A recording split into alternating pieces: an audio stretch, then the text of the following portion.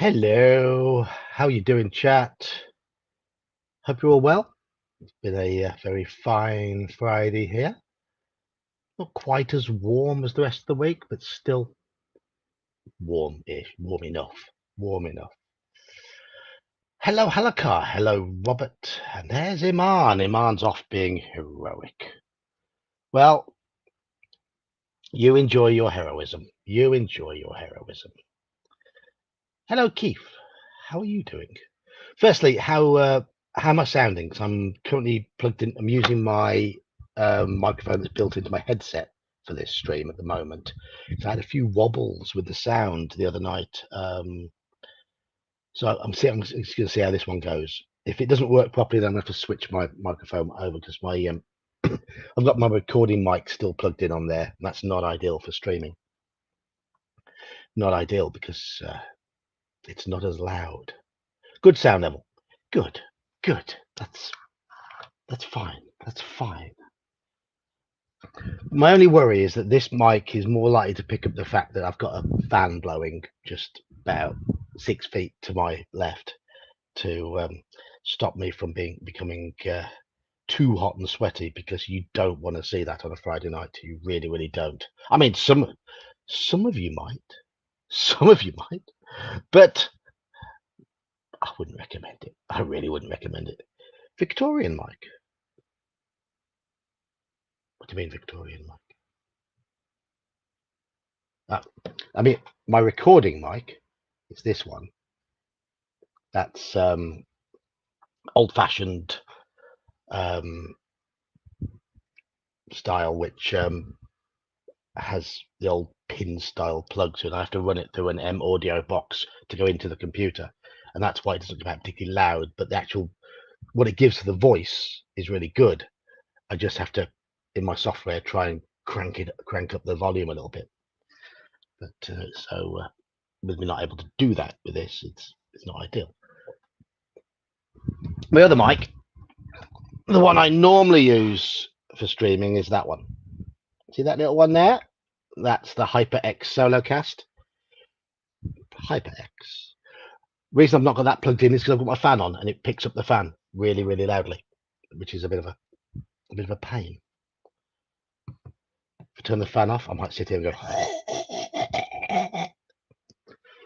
How you doing, Ralph? How are you doing, Ralph? Right. Do you remember where we got to on this book last week? I think, didn't we get to exactly the same bit where we died the week before? I think we did. I think we were pretty sure that we were going to die this time as well, because you chose not to go to the auction. And yes, Halakar is doing the right thing here. A couple of points of lore to get us started in the right direction. It's a good story, actually. I enjoyed that story. I like the way it sort of built up gradually and talked about the history and how and the repetition in there worked, and it built up to how wonderful this city had become and how glorious it all was, and then it was all just wiped out without a trace, with the only trace being the lizards. No more detail needed. No more detail needed. Right. There's only 5 people in chat at the moment. Only 5 of you. Oh, disappointing. Is that because my better looking streaming partner is off doing other things? Is that what it is? You come here for Iman, don't you? You're here for Iman, for his northern accent. It is. Yeah, well, it's not early here. Hello, Straw Piglet. Background for the next lost city your AD&D group stumbles across. Absolutely, yeah. I think that's really, really good. Iman for president. Don't.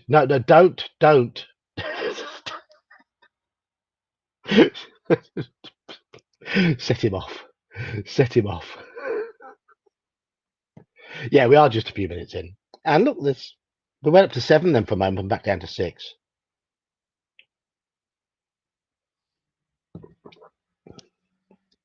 Oh, they're finishing the last few minutes. Oh, Slan's put a new one out, has he? Ah, there's Andy as well. There's Andy. So Slan's just popped one. Slan's just popped one out. So, bit of a euphemism. Bit of a euphemism there. Getting good feedback on my video I did today. The one on I started with that one. I wrote a bit of the script on Monday, then did a bit more research on Tuesday. Then it was too hot, so I sat down this morning and cobbled it together, and it took me about 3 hours to plonk all those pictures in. It's pain in the backside, but hope it does the job. Right. I also recorded it differently. I tried to record myself on Audacity and do a video of me on OBS with the sound muted, but then I couldn't get it to synchronize so that I was talking at the same time as as my voice, as my mouth was moving on the video. So I gave up with that and just blocked out my face with pictures all the way through. If you look under the picture on the top left, there's me going blah blah blah blah blah, completely out of sync with the sound. But yeah, IQ and Yog could be the next Hale and Pace. Which one of us is Gareth and which one of us is Norman? Right. Anyhow, I've got me book down here. There it is. Got our professor character sheet. There it is.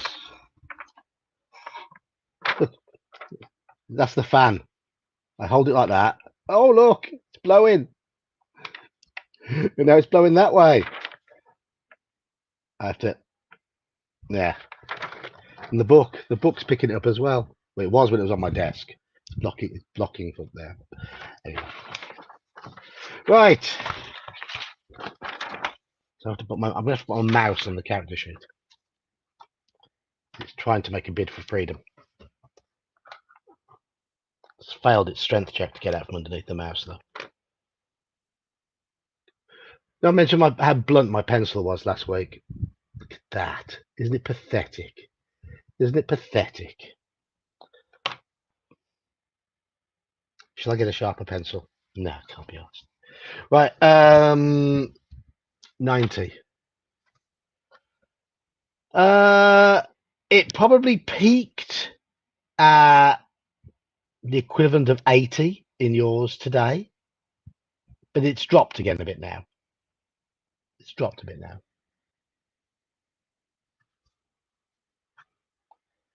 Exert peer pressure on Robert to get him turned green in the chat.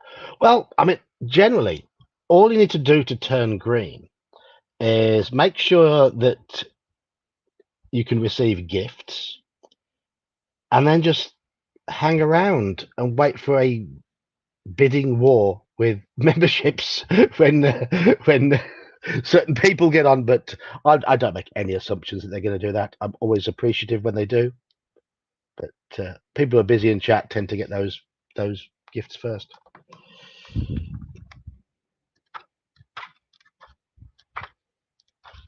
Right, you're melting. We're not used to the heat over here, are we? Especially not us older, hairier, slightly oversized gentlemen. We don't deal with it particularly well.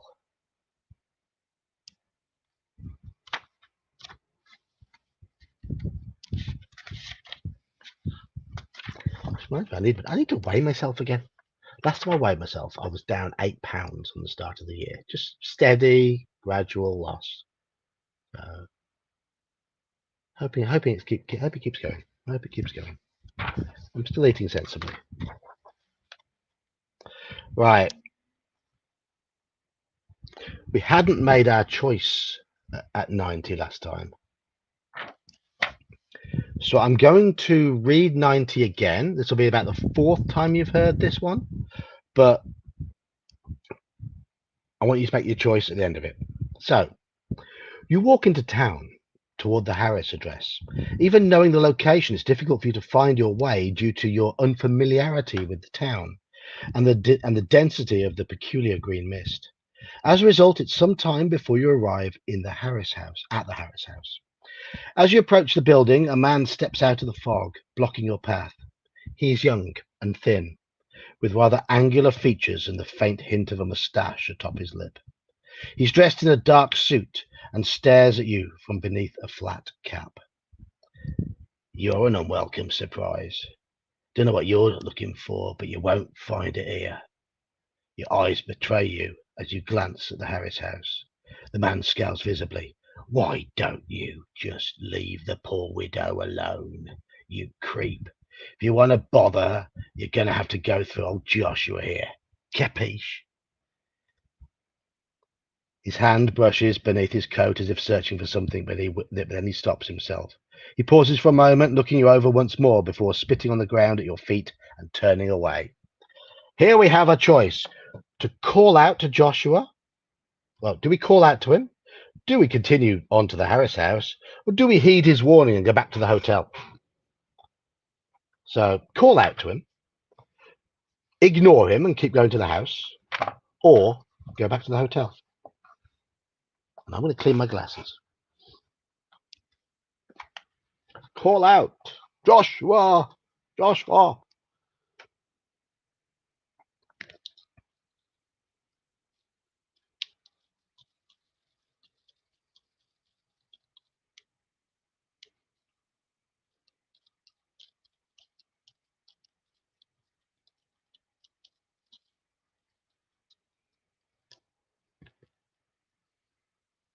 Yeah, we skulked off last time.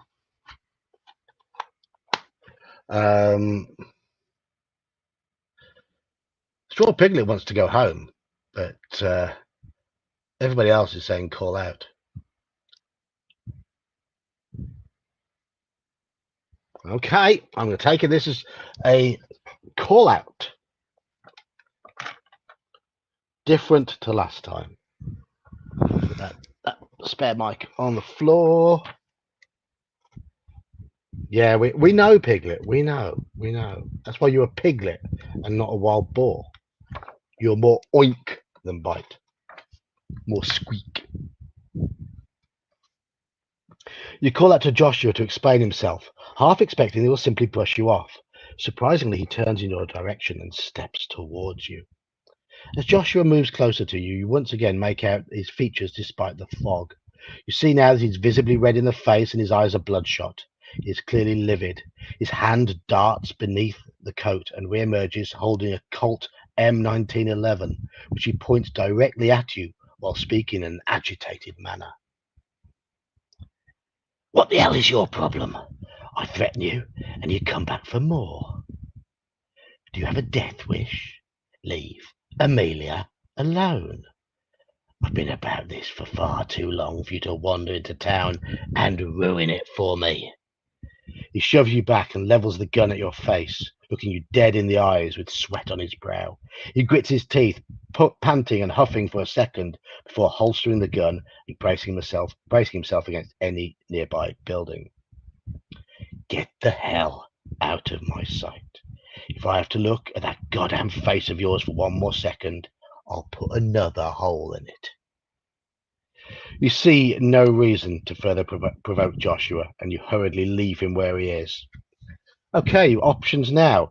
To press on to the Harris house, yes, or go back to the hotel.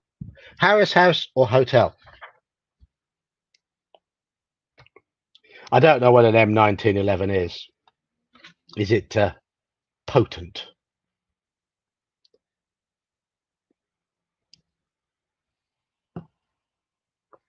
I assume I'm pronouncing it correctly, M1911.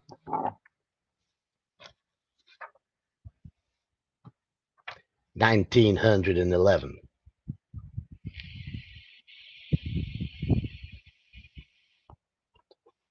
Hotel, motel.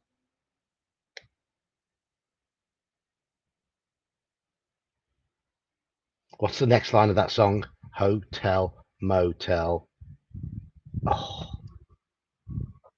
Oh. No.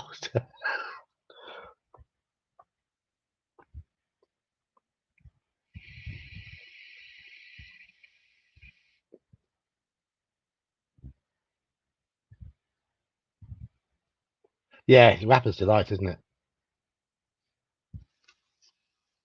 Holiday Inn. Hotel, motel, Holiday Inn. Yes, yes.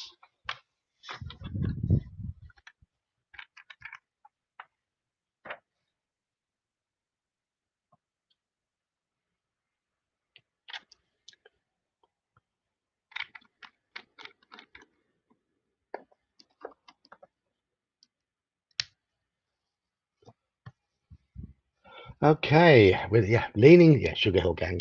We are leaning towards going back to the hotel, motel, Holiday Inn. 122. Back to the hotel to find the robbery. To find it rubbery.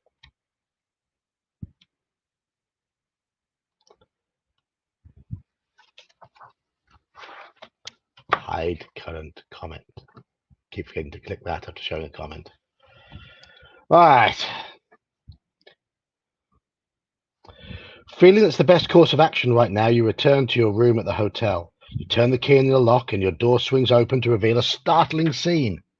Your room has been ransacked. What a shock. The bed is overturned and the covers are strewn about. The dresser drawers have all been pulled out and emptied.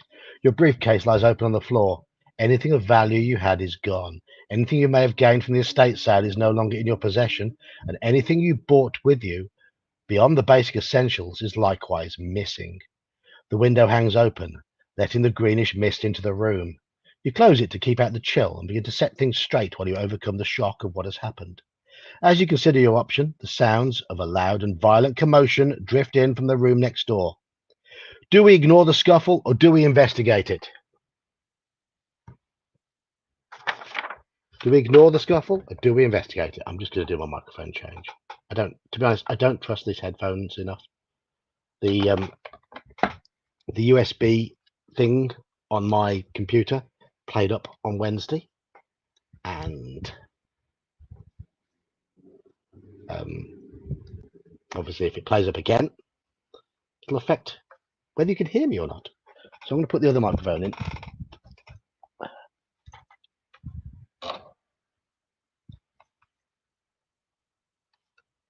We have better fighting skill this time. Come on. Screw.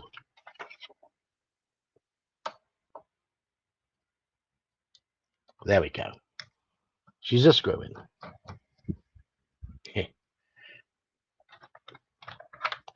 USB cable required. There we go.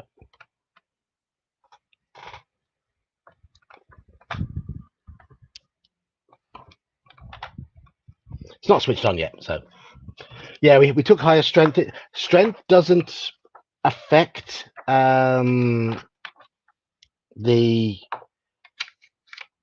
combat directly.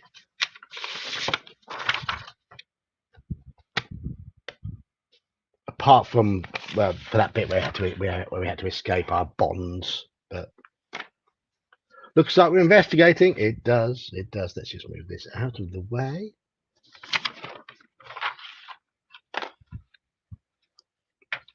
$142. I'm going to turn the fan down as well because it's starting to. Things are blowing everywhere, so just bear with me. Bear with me.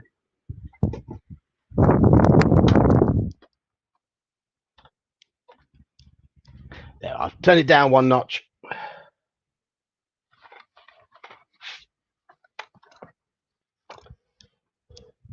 Fearing that someone might be in danger, or perhaps this commotion is somehow related to the theft from your room, you rush to investigate. You find the adjacent room's door open, and inside you discover a large and familiar-looking man in a dark suit. He looms over the prone body of a beaten and bloodied Buddhist monk. The man in the suit has clearly worked him over. The suited man has his back to you, and you doubt you've been noticed yet. With a little luck, you might be able to get the drop on him and subdue him quickly. Kick it in the nards. Yes, Alfred. Alternatively, if you have come into possession of a firearm during your stay at Esbury, we'll have to work out how to get off that firearm because it might be useful. Right, we've got to make a fighting brawl check. We now have 70 in fighting brawl compared to what we had last time, which was diddly squat.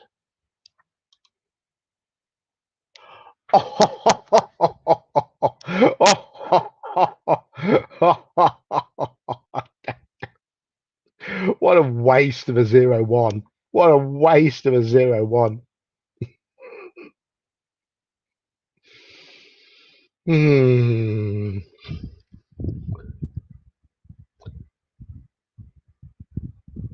If you succeed, turn to 97.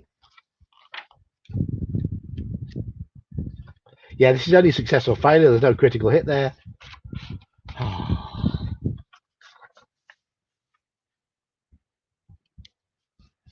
You rush the man and swing for his head.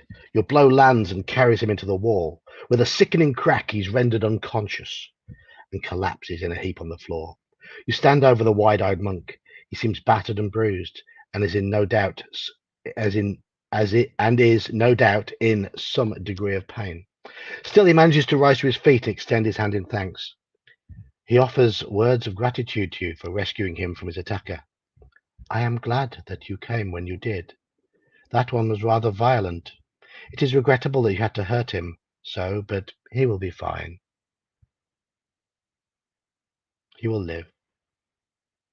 You inquire about the reason for the brawl, and the monk replies slowly, His friend robbed me of some of the relics of my temple.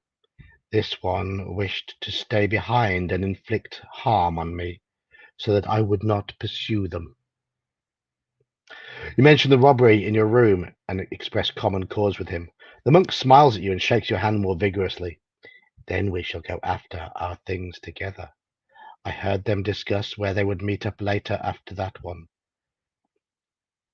He points to the unconscious thug. Was done with me.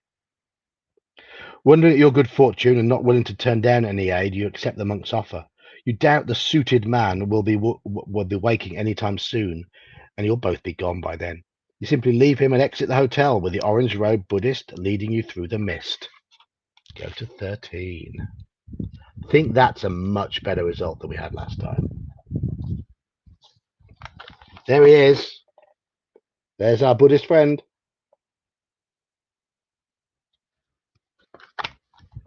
Banyu, the Buddhist monk, chats casually with you as you walk through the fog. You both note that the light is beginning to dim through the mist, and this becomes the topic of conversation for a few minutes. It'll be even harder to see soon. I would not like to be out and about any longer than we must. This fog is most unusual. Is this hue common here? You respond that the greenish colour of the fog is highly unusual, and he seems mildly perturbed. I have seen nothing like it at my temple in India either.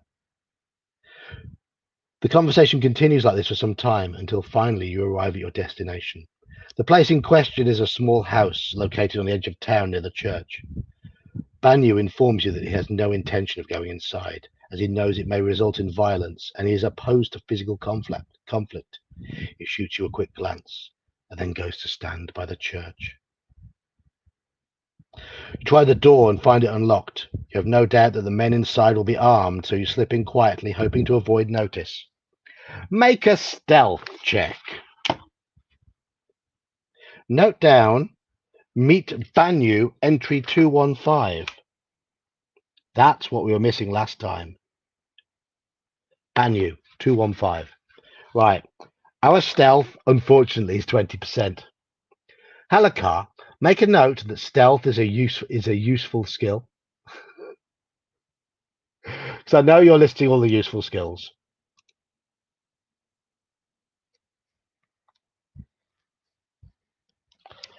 Well, we could use... No, we've only got 30 luck. We can't even pass that with luck. If you fail, go to 144. You open the door, but it catches a draft, slamming against the wall as you attempt to slip inside. The door rattles on its hinges, and you hear the sound of footsteps pounding across the floor in another room. You attempt to conceal yourself. Your attempts to conceal yourself prove too slow as a pair of men burst into the living room and lock their attention on you. They rush forward, and the larger of the two tries to tackle you. Make a dodge roll.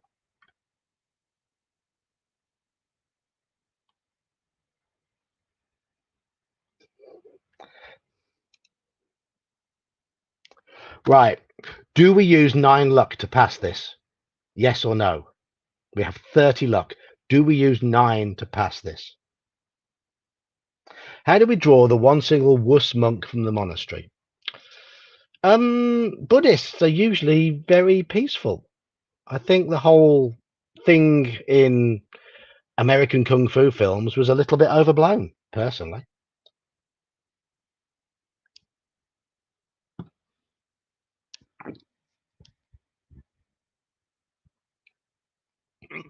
Pardon me. Yes, yes. We need to be dodgy. Yes.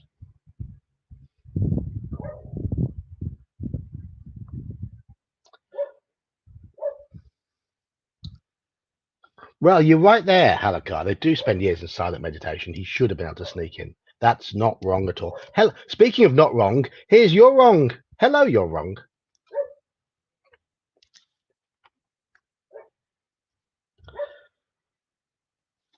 So we've succeeded in the dodge roll, but it has cost us a fair portion of our luck. 157.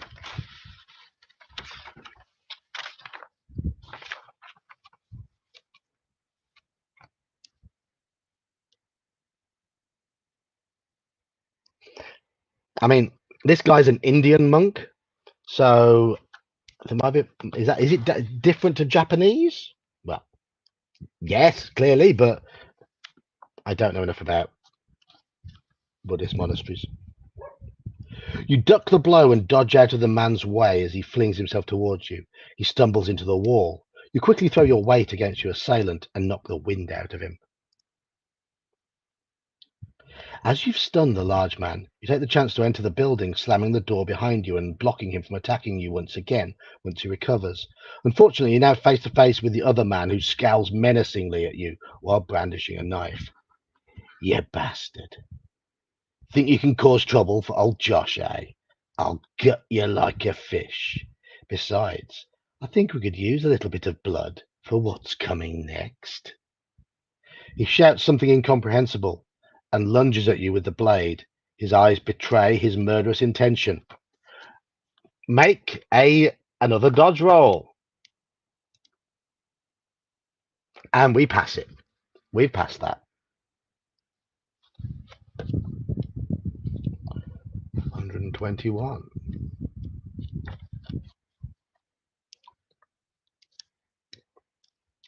You wait for Joshua to strike, timing your reaction just right. He drives forward with the point of the blade, and you roll to one side. The force of his lunge carries his blow through, and he embeds the knife in the wall behind you, cursing as he does so. He lets go of the blade's handle and turns to face you, balling up his fists and adopting a readied stance. He takes a few experimental swings at you, which you handily dodge. Still, you cannot simply keep avoiding him. You'll have to subdue him if you want to make it out of here, and judging by the banging on the front door, you'll have to do so quickly. Make a fighting brawl roll.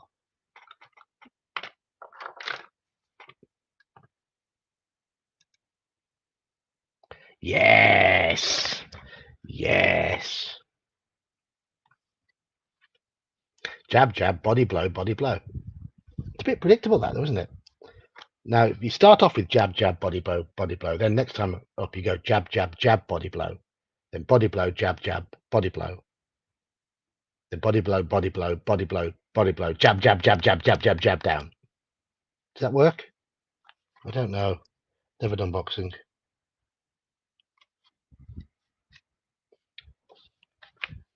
Don't do. Never done punchy sports, punchy, kicky sort of things. Not my thing. I like to share sweat, grapple, wrestle. At least I did. As before, you sense Joshua's frustration and realize that patience is the better course of action. You wait for him to swing.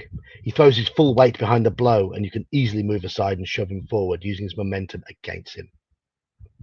You send him crashing into the wall. He drops to the floor, thoroughly dazed by the force of the impact. You hurry to the front door and barricade it with a chair, buying you time to move around the house freely. Glancing about, you see a small living room and kitchen and two doors at opposite ends of the common area. The door on your left is wide open,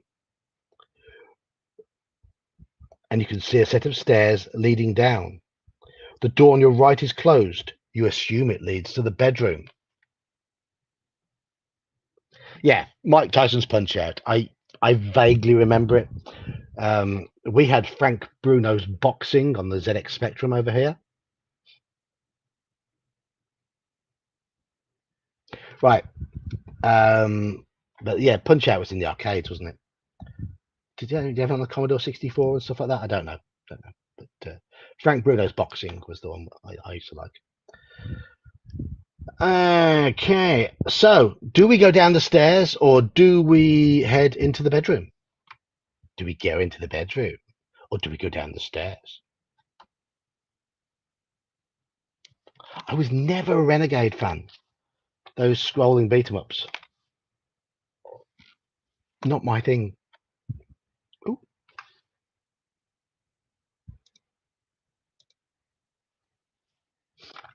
Downstairs.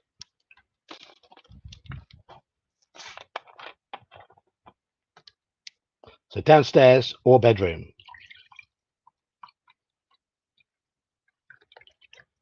One vote for downstairs. Robert wants to go to the bedroom. Robert.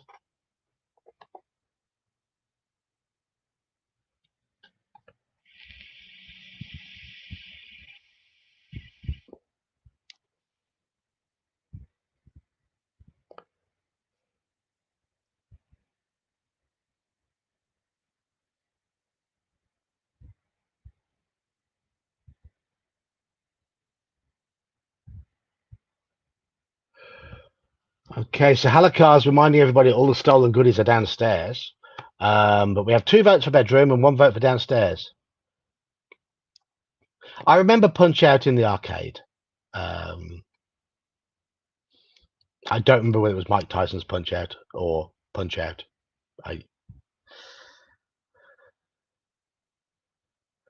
used to love Paperboy in the arcade. That was fun. And Track and Field or Hypersports or whatever. Track and Field was the first one. Hypersports was a follow-up. I used to love those games. Battering the buttons, jumping the hurdles, and all that sort of stuff. I used to love those.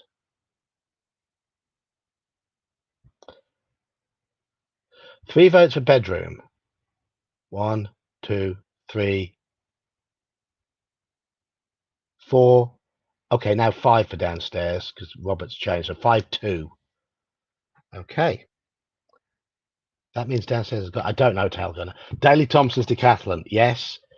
Did you used to do the golf ball on the keyboard trick that allowed you to run about 8 seconds in the 100 meters and long jump about 10 meters? On the old rubber key Spectrum, if you rested a golf ball between the 2 keys and then just did that with your hand on the golf ball, it used to hit each key alternately very, very fast. It used to destroy the keyboard, but it was immensely quick. It was all down to reaction time, because if you went bang on the gun, you can go so quick.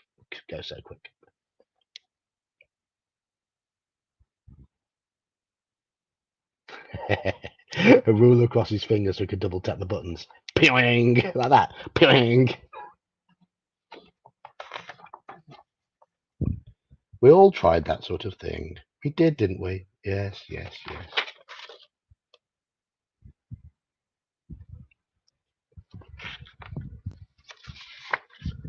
So to head down into the bedroom, go to 202. Summer games, yeah. Destroyer joysticks. Yeah, I mean, a joystick was good. joystick was good for it, but nothing could beat the golf ball. The golf ball on the keyboard on a Spectrum sat perfectly between the rubber keys. 156.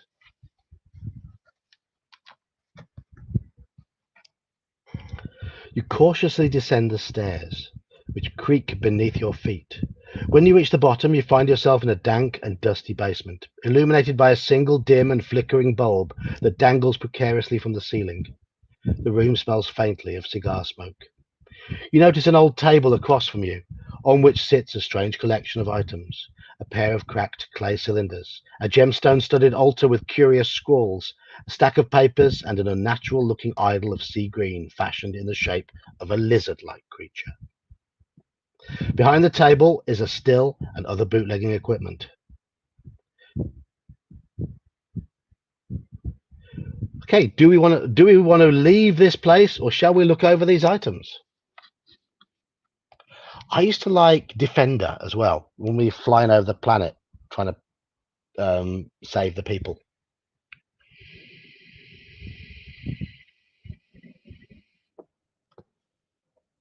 Galaxians, Phoenix.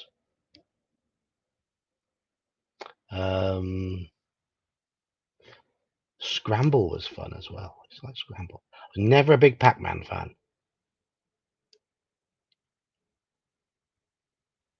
Gauntlet. Gauntlet was good. 4 of you huddled round, all sort of squeezing in. Yeah. Was it 3? It was 3 in Gauntlet. Was it 3 players Gauntlet, or was it 4? There was the warrior, there was the wizard, there was the elf. Was there another one, or was it just the 3? I can't remember if there was another one.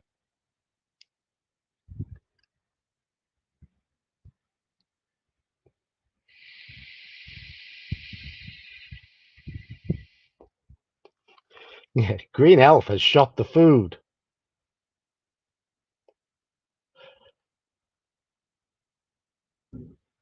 Valkyrie, that was the other one. Valkyrie. All of them had different strengths. If you were the warrior, you got in their face and mashed them up. The others used to pew pew from distance.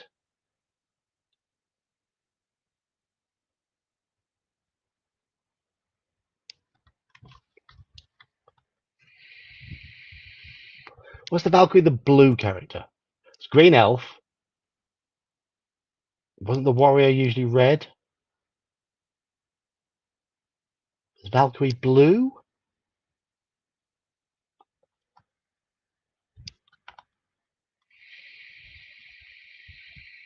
Oh, she was red. My my memory is clearly out. It's clearly out. I thought the warrior was red.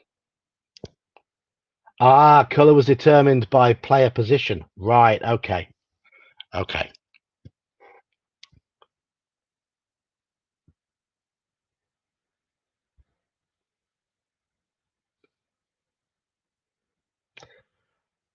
I used to. I mean, who did I used to? I used to pick the wizard mostly. Fire and run away. So we're going to look over the items. 210.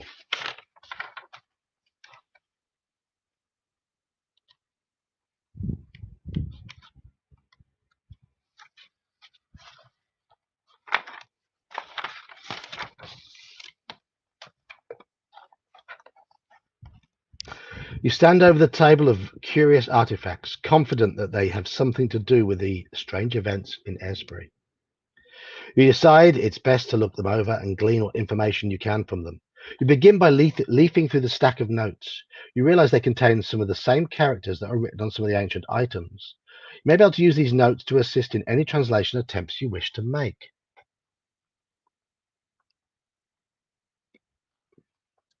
I never played Golden Axe. There's also an empty sack on the table that was used to bring these relics here. You are free to load them back up and take them with you. Okay, we'll look over them one after the other in turn. So 240 is the journal.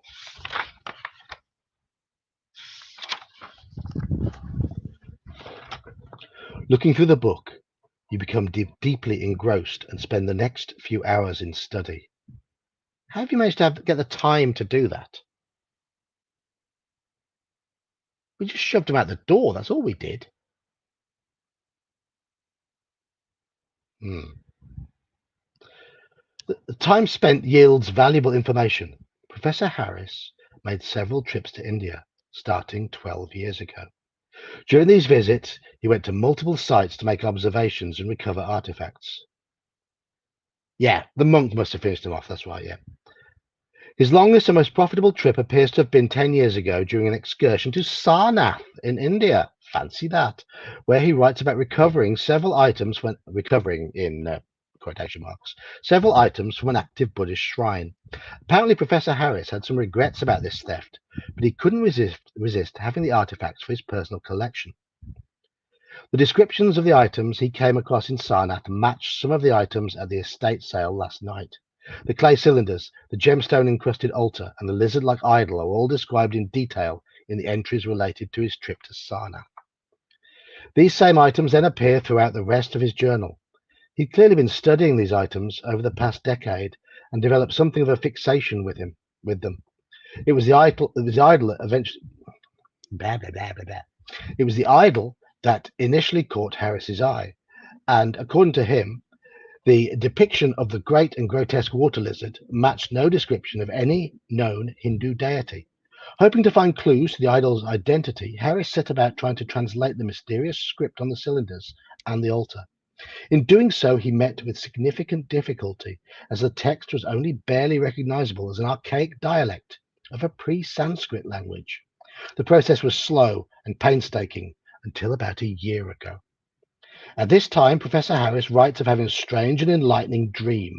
He reports walking in the ancient world from whence his items originated, a grand city of marble walls and onyx streets, of bronze gates and marvelous palaces and gardens. He writes of visiting the 17 tower temples of this ancient city and meeting the bearded gods who dwelled there, sat upon their ivory thrones.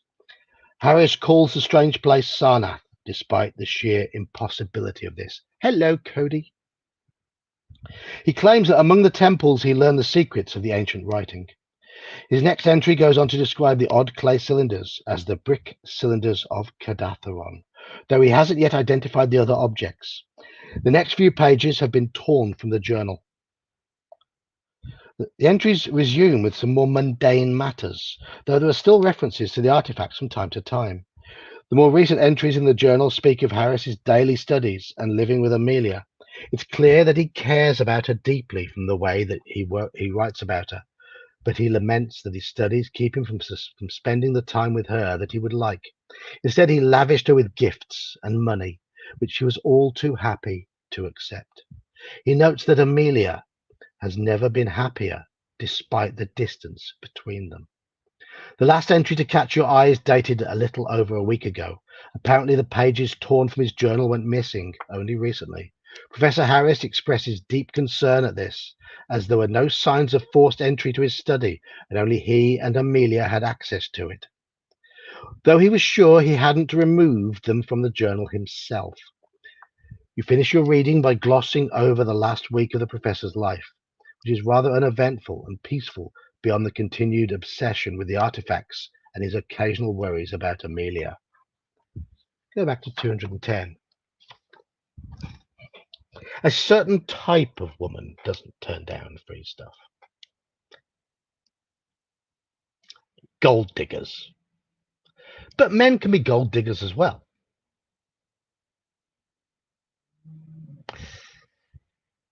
There's good and bad in all. That's my opinion. Good and bad in all. I'm lucky I've never encountered a gold digger because I've never had any gold to dig. Ha ha! Right.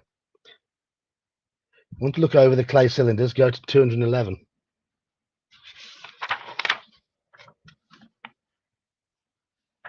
CeeLo Green has an excellent voice. You turn the hardened clay cylinders over in your hands, and your eyes falling on the large cracks running through both items. Despite this damage, their solid construction has led to the cylinder's survival throughout the ages. The next most obvious quality is the strange writing that is plastered along the side of each cylinder. It's quite remarkable that it doesn't resemble any language known to you. Using the notes on the table, you attempt to translate it. Right, okay. Archaeology check. This is why we got archaeology. 60%. Is Amelia involved in aviation? We could make her disappear. Hiya, Daniel. Archaeology. We have archaeology of 60. So that is a pass this time. If you succeed, go to 204.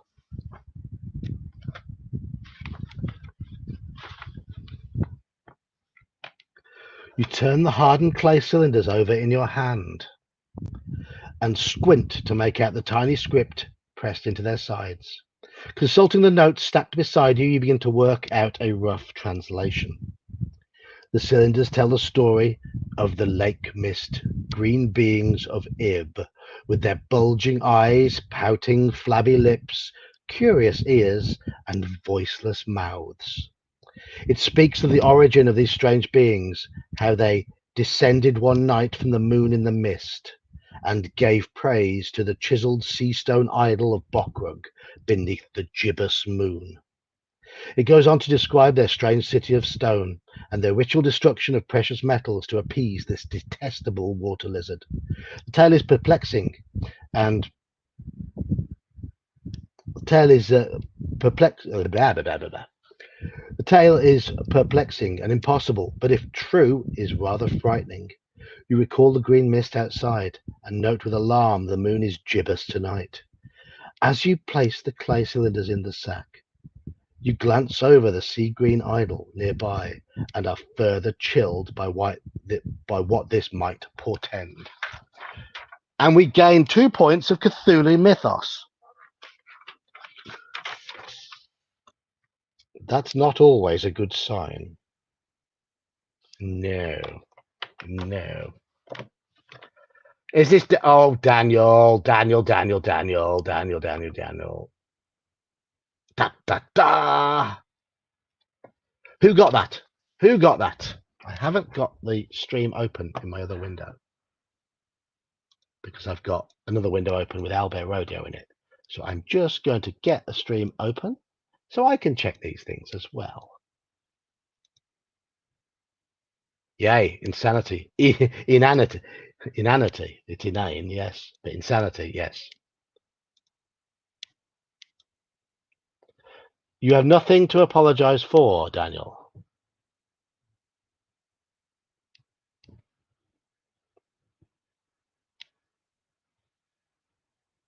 Ah.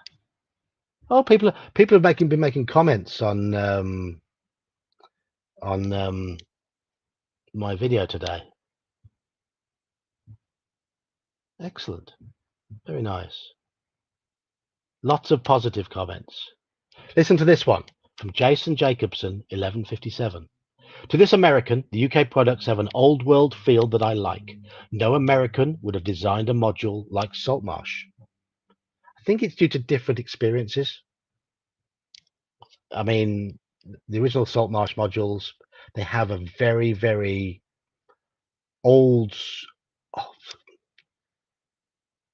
English seaside town vibe. Right, so where was I going? I was going to YouTube Studio. And I'm going to the stream to see who got those, because no one's telling me.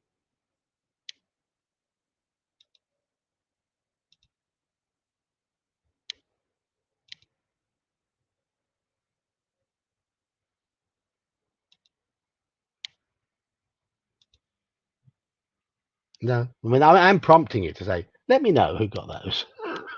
But now, if you don't want to, it's up to you. It's up to you. Yummy, Seismus, Aman HK, Lost Era, and Crunk. Oh, I just it's just popped up. Become a member of this channel. Join now to get access to exclusive perks. It's my channel, you knobhead. Oh yeah. So shall I join my own channel? Right. What was our next one? Go to 210.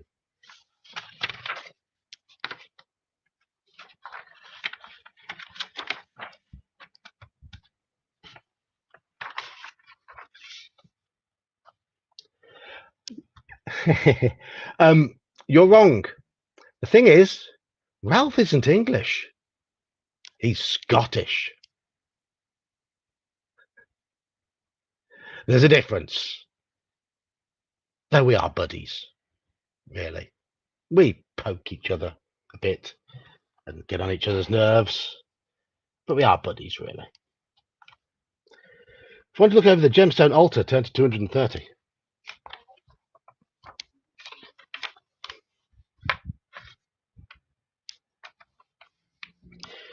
You examine the extraordinary altar. The most readily apparent features beyond its size are the many gemstones set into its surface. They are of a greenish yellow colour and shine even in the half light of the moon. You also notice strange lettering written in broad strokes along the object's sides.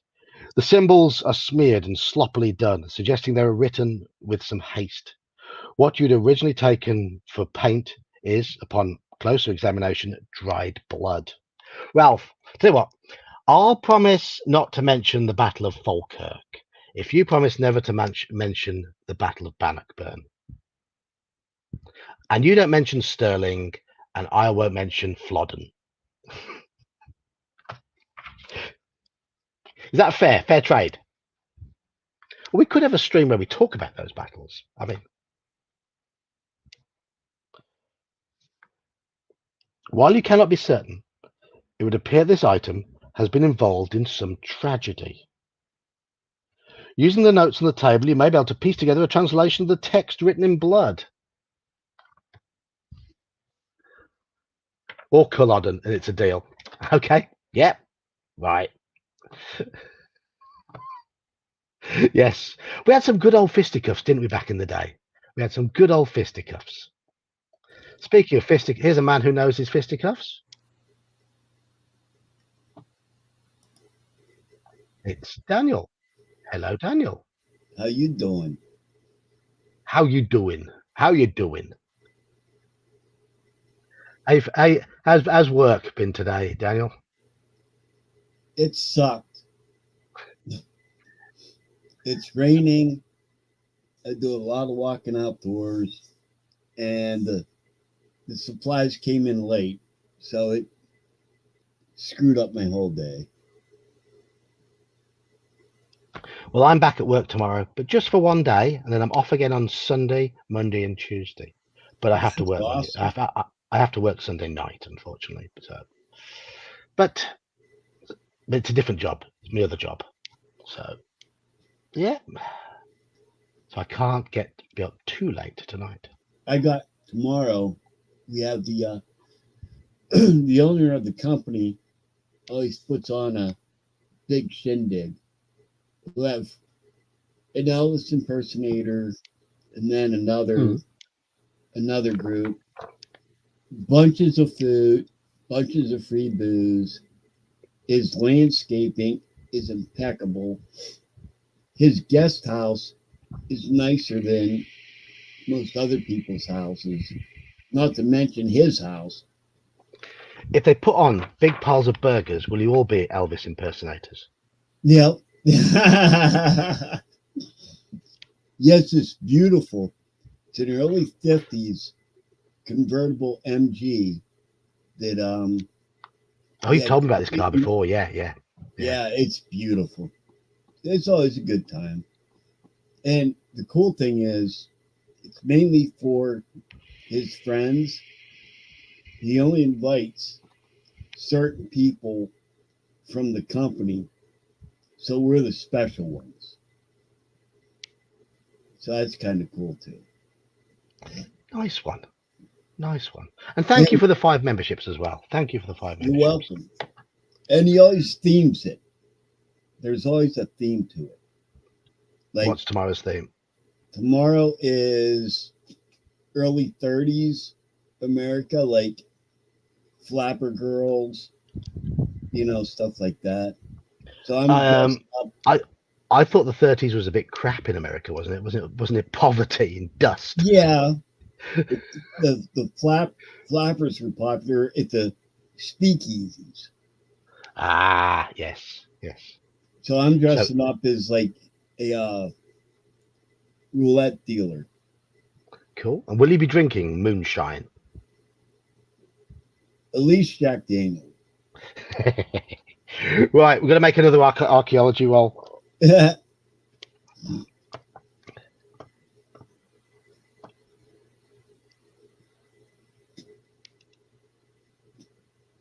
Oh, we've made this one as well. Look at that. Look at that. Can you hear the sound effects now when I make the roll? Because I can now hear them in my ear. Don't know where they've come from. If you succeed, go to 178. Alf, behave yourself.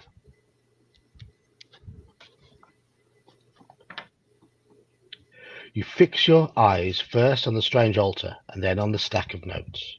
Rifling through them, you're able to piece together the characters written in dried blood on the altar's side. Bokrug brings doom to Sarnath. As you look over the altar, you also notice smaller letters, this time written in ink, hidden just beneath the larger bloody characters. The smaller text appears to be some sort of chant. Yahaya Nognagui Abakwag. The words stick in your mind. As you begin stuffing the religious object into your sack, you notice a similar script on the other side of the altar written in fresh blood. Most of the characters are the same, and you once again consult the notes to finish the translation. You decode the missing word to find the text now reads, Bokrug brings doom to Esprit. Somewhat unnerved, you finish shoving the altar into your bag, knowing that it's evidence of some cult practice or deranged religious belief. The thought does not sit well with you. So Banyu 215, and we now have ritual chant 235. So that was Yahaya Nog Ungui Bokrug.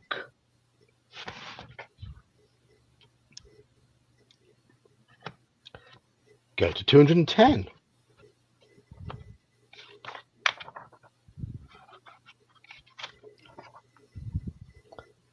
And to look over the idol, turn to 195.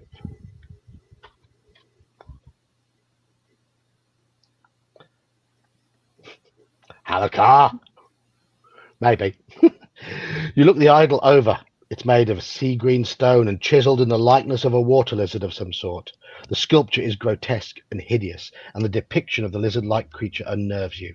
Still, the work is extremely well preserved and unquestionably ancient. You feel uncomfortable staring at the alien-looking thing for too long, so you stow it away into the sack out of sight.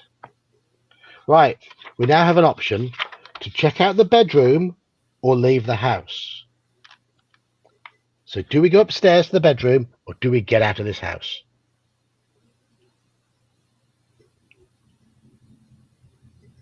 That is your choices, chat. Bedroom or outhouse.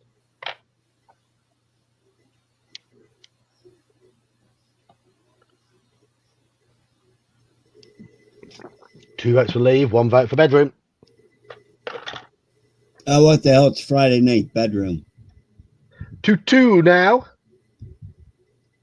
2-2. That's what you wear on a Friday night, isn't it, Daniel?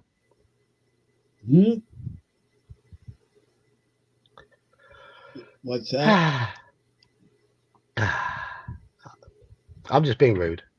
We're at 3-3. We've got 6 people and we're at 3-3.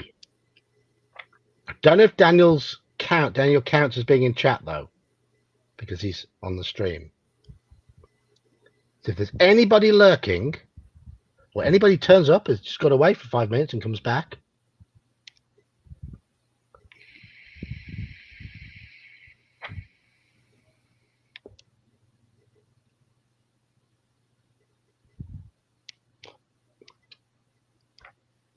Anybody else? Anybody else at all?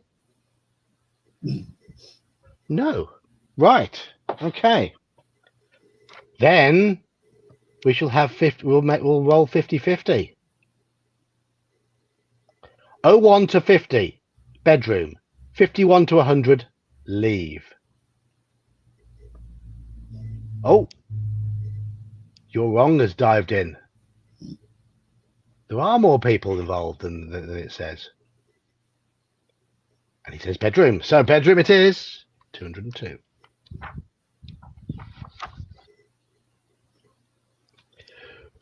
You open the door to find a bedroom. Much as you'd expected, the room clearly belongs to a bachelor, as the only feminine object is a set of lace sleepwear lying across the bed. You look to a nearby nightstand and find several framed photographs of Joshua and Amelia, so you assume the clothes are hers. Peeking out of a drawer in the nightstand is an open box of bullets, as well as several bottles of bootleg whiskey. You scan the rest of the room. The only other object of note is a dresser. You search it and find it to be full of men's clothing, the sort that Joshua would wear. However, as you're rifling through his things, you find an envelope. Turning it over, you see it is unsealed. And judging by the crumpled state of it, the letter inside has been read over several times. You pull out the letter and begin reading. It appears to be a correspondence between Joshua and a Dr. Weber based out of Arkham. Weber is apparently a psychotherapist that Joshua sees on a monthly basis. According to the letter, the past few months have been quite difficult for Joshua. In addition to his criminal activities and his relationship with Amelia, he's been troubled by strange dreams, which Dr. Weber labeled as obsessive delusions. Joshua has a fixation with a particular dream of a beautiful city in a far-off land. He describes the city as made of marble and says that sometimes he wakes up crying because he has to leave it behind in his dreams. He also reports seeing a frightening lizard thing in the water off the shore of this strange city. Sometimes in the night it whispers that it knows the way to the city. Though the lizard thing scares him, he listens to the whispers. Joshua professes a deep desire to go to the city, though he doesn't know where it is or even if it's real. For his part, Dr. Weber assures Joshua that these things are completely fictitious and that he must find a way to return to reality and leave the delusions behind. You return the letter to the envelope and then slip everything back where you found it, thinking about how this affects the course of events here in Esbury. Silently you return to the main area of the house. You may now investigate the basement. We've already done that.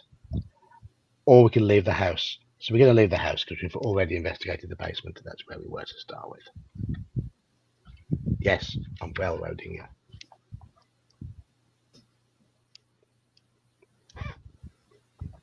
You decide you've seen enough of Joshua's house and that you have no reason to linger here. You exit the building and close the door behind you. You look out into the fog and find it thicker than you remember. You can see almost nothing. Compounding this problem is the darkness, which has completely fallen while you're inside. Armed with new knowledge, you feel prepared to confront what lies ahead of you. You take a few steps out into the street and are shocked to find the town's cobblestones waterlogged. The lake's water level is rising, and Esbury is beginning to flood. Given earlier events, you suspect this may not be entirely natural. Even if it is, the rapidly rising water is a serious threat in itself. You feel a twinge of fear, but overcome it and spur yourself into action. You know you must escape the flood, and that you must act quickly. If you know where to meet with Banyu, now is the time you may choose to do so. There's a picture of Bokrook here. I'm not going to show you it yet. Okay, to meet up with Banyu, check the entry number noted on your investigator's sheet, 215. Where is our monk? We're about to go meet him. Help us, Banyu, help us!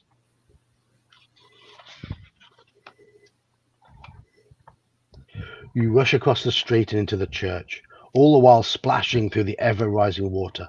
You slam the door behind you, and you make your way down the aisle towards the Buddhist monk standing by the high altar. As you approach him, you can see that the man looks shaken. His eyes are wide, and his hands tremble as he holds onto one of the pews for support. He fixes his gaze upon you and starts speaking quickly in a language you don't understand. He then stops himself and begins speaking frantically. I did not think you would make it back. Are you okay? Did you see what's out there? You mention the rising water, and he shakes his head vigorously. No, no, the creatures in the mist, the green monsters. You raise a skeptical eyebrow, and he leads you to the door. He cracks the door open slightly, and you gaze out into the mists. You do indeed see something strange, and not entirely human silhouettes shambling about in darkness and the fog. Before you can get a better look, the monk yanks you back into the room and closes the door, but not before the thing notices, as a loud banging begins on the door mere seconds later. You see it now, yes. They come for us. He draws you closer, pulling you in so he can speak in a hushed tone, though still in a hurried manner. That is why I came here, friend. My temple wanted me to bring the relics back, because they are cursed by evil things. My temple will perform rites over the relics to keep the curse away, but they are not safe elsewhere. It may be too late, but I know the words. Come, join me. We will stop this. He takes your hand and drags you to the altar. You set down the sack of things, and the monk closes his eyes and begins to speak in a strange tongue. Yahaya nog ungrui apokrug. He utters each syllable slowly and carefully, giving you the chance to join in with him if you choose. There he is, dragging us. Hey, we are just friends. We are just... Yeah, only if he can serve as a flotation device. And who's our friend? If you have the strange idol, turn to 227.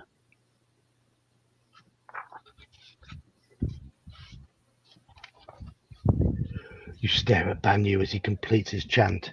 It's as if a great weight has fallen from his shoulders. You look at him curiously for a moment before you notice the pounding at the door fades to a stop. Cautiously, you go to the door and crack it open a little so you can look outside. As the door swings open, a rush of water swirls into the church, soaking your legs and the floor around you before pooling amid the church pews. Looking out into the streets, it appears that all of Esbury is awash with waist-deep water, though the fog has faded and the water doesn't appear to be rising any further. Banyu comes to you to join you, and he breathes a sigh of relief. It is done now. We will be safe for the moment. I will take the artifacts with me when I leave this place. We will prevent this from ever happening again. With that, Banyu gathers up the sack of items by the altar and wades out into the floodwater. You don't know where he's going, but you never see him again. In time, Esbury is evacuated. The bodies of some residents are found, their deaths labelled as drowning. Some residents claim to have seen strange things in the mist, which the papers label as an outbreak of mass hysteria brought on by the anomalous flooding. Some residents are committed to mental institutions, though many return to Esbury when the water recedes. You're still not entirely sure what went on there, but you're fully aware that it wasn't entirely natural. You do your best to forget it, but the memory still lingers in the back of your mind, and you never return to Esbury. You have survived this adventure, and you may save this character for use at a later time if you wish. Your visit to Esbury is over. The end. We've won. We won. All it basically takes then is a bit of successful dodging and fisticuffs, some archaeology, and you've got to succeed, I believe, in that first punch roll to become mates with Banyu. Unless, I'm guessing, you might be able to carry out the ritual when you run to the hill or whatever. But obviously, being mates with Banyu is very, very helpful. Giggity indeed, RPG Exile. Giggity indeed. So, yeah, bit of stealth might help. Now we use that charm and looks on the widow. No, I'm hoping that she's one of the ones who is taken to an asylum, because she's clearly in on it. But no, we have completed it. I believe we failed on this one twice about a year ago, and so this is, I think this is our fourth attempt. So pretty damn good. Pretty damn good. I like that adventure. I think it's a bit short. I think we've just completed it in probably the shortest way possible. But there are multiple endings. When I've told you before that I finished it. When I finished it, I didn't finish it in that manner. I managed to get to the dock and escape with, I'm sure I did. I'm sure I escaped it on the punt with Lance or whatever his name is. But I'm interested to see if what would have happened if we hadn't got the idol. Because there's a lot of pictures that we've not seen. For example, there's one here. There's that. A thing at the window. I've never encountered that location where the thing at the window is.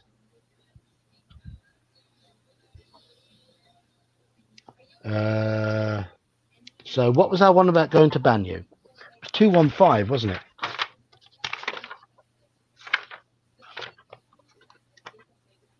Let me see if there's a different ending. If we haven't got the idol, do we die? 236. Oh, yeah. Ha, ha, ha. Okay, so you've got to have the idol. You've got to go to the basement to get that idol. This is for 236 would have been. So if we hadn't had the idol, it would have been Banyu enters a state of hyper-focus as he conducts his chant. You see the look of desperate hope on his face, while also sensing the budding terror beneath his relatively calm exterior. As the chant ceases, he stares towards the door, holding his breath. The banging at the door pauses for a moment, then resumes with renewed vigor. Banyu's face is full of shock and fear. The chant did not work. We are doomed. He drops to his knees in abject horror as the door splinters open and bloated green creatures begin squeezing themselves through the gap. You do your best to fend them off, but as the water rises around you, they eventually overwhelm you. They don't kill you right away. Instead, they seize you and ban you and carry you off down the flooded streets of Esbury. Eventually, they stop before a building that's been set ablaze. They feed you to the flames and begin to dance around the fire, moving with strange unearthly motions while their silent lips sing praise to their detestable god, Bokrug, the great water lizard. That would have happened. We'd have been sacrificed to the great old ones. You have died. Your ultimate fate was as a sacrifice to one of the great old ones. There are few worse ways to die.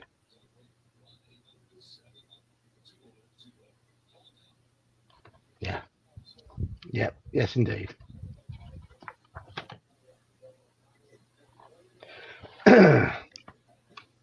So, what next? What next? Well, I've got penciled in for next week the first session of me running S3 Expedition to the Barrier Peaks. Sorry. Now, I am planning to stream me while I'm running it so that people can see my facial expressions as I put up with it. I don't know if people want to see that. I'm not planning on streaming the players. But I don't know, because I'm planning to start it at 9 o'clock my time next week. There are spaces available at the table. If anybody wants to play, you're more than welcome to join in. I'll be making, if you want to play, Ralph, do so. We will be playing it on Discord, but I'm pretty sure I'm going to put my face on stream, and I might be conversing with chat while I'm playing, so that you might see me how bad I am at multitasking. But Nice one, Andy. Nice one. If you look in the Discord, I've set up a bit in the games section for Barrier Peaks. I've put 2 of the pre-gens in there already, plus a list of communal consumable magic items, scrolls, and potions. The idea is going to be that everyone's going to pick their characters, and then you're going to get to divvy up the scrolls and potions. Each character is going to have 2, 3, or 4 permanent magic items, and it's all right. That's all right, Ralph. And hello, King of the Nerds. Oh, you about this this one? You mean you've not beaten that yet? Yes, yeah, we've beaten it. I've started creating characters for S3 next Friday. Or King of the Nerds, were you talking about S3 Barrier Peaks? Well, as I said to everyone in chat, I'll be next Friday, starting at 9 o'clock. I'll be running a session of S3 Expedition to the Barrier Peaks, and there are spaces available. If you play, your job is to torment me because I'm not a sci-fi fan. I'm doing this under duress. So, but I'm doing my bit. I said there were 2 characters in there. There's a dwarf fighter. He's level 9, and there's a human thief. He's level 12. I plan to add 4 more characters to the list that you can pick from. And it'll be first come, first served. Though I would rather the newer players played the more fighty characters, because I'm not going to be explaining the intricacies of AD&D spells to people. So if you're an experienced player and you have access to a player's handbook, please choose a spellcaster. That's next Friday. Yes, Alakar, that is next Friday. And I'm planning to do it throughout August. 4 sessions. I don't know if the party will last 4 sessions. If characters die, I'll just make more. They almost certainly won't complete the adventure in 4 sessions because it's much, much bigger than that. But I'm just planning 4 sessions of it. To see how it goes. See how many sanity points I lose. All right, John, real quick. Yeah. What was that under? I assume it's on your chat. Yeah. It's in Discord in the chat. You should find there is a section called Barrier Peaks. It's 11 p.m. for me at the moment, Halakar. So okay, the start time will be now minus 2 hours.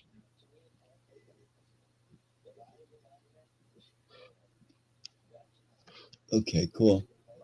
That's a provisional start time, and we might not start the stream on time if everyone's not ready. Have I got a Discord link?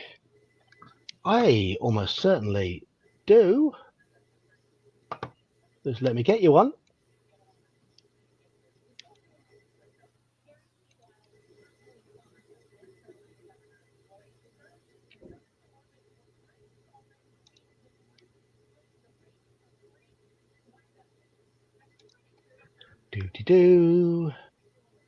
My Discord link is here, and I'm going to paste it into chat now for you. Have you found it, Dan? Yes.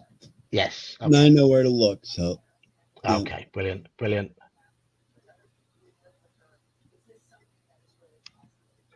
I hope we do as well, and I hope I do it justice, because as you know, I'm not a sci-fi fan, so I'm setting myself a challenge.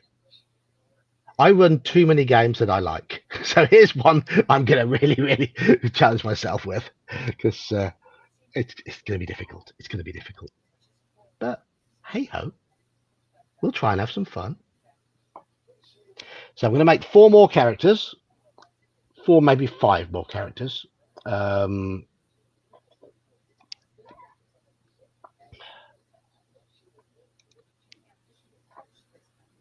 Whoever plays the dwarven fighter, The character's got an intelligence of 5.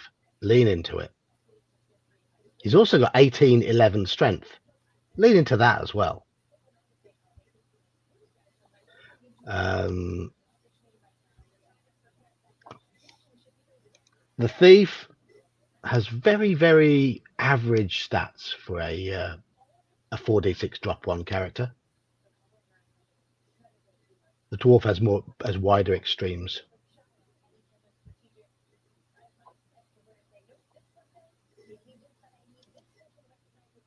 But they're both perfectly playable.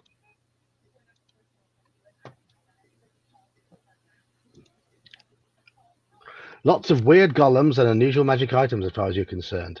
And hopefully the dwarf will go around smashing things. Because that's the idea. I've even given him a warhammer to help with that. And he's got a magic sword. Yeah, he's got a +1 sword, +3 versus regenerating creatures. Because I rolled... where's my list? I rolled a stash of magic items.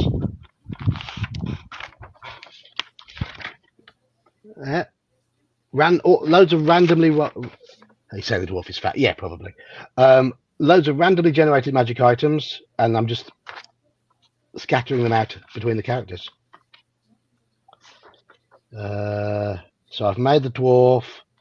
I've made the thief. I've got a human magic user, human paladin, human cleric, halfling fighter thief, and elven fighter magic user. Those are the ones I'm planning to add. So 5 more. I'm going to claim the cleric.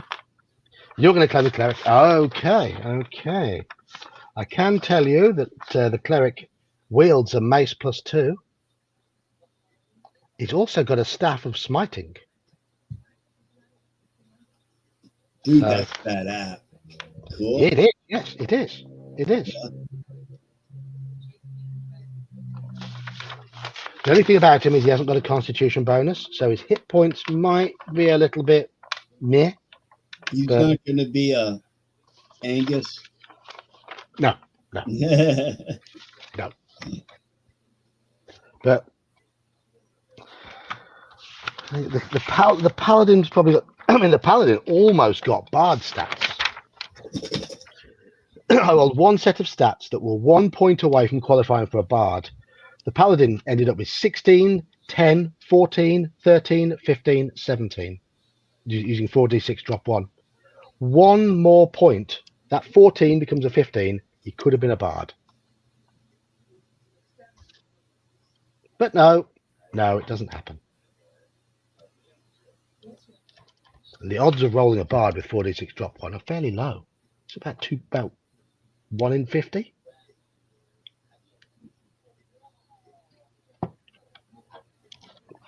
So we will be playing it with standard AD&D First Edition Player's Handbook options only, no Unearthed Arcana, and we'll be using Simplified Initiative. We'll be using OSE Initiative because I think it works better for an online game. Apart from that, it can be AD&D. So, okay.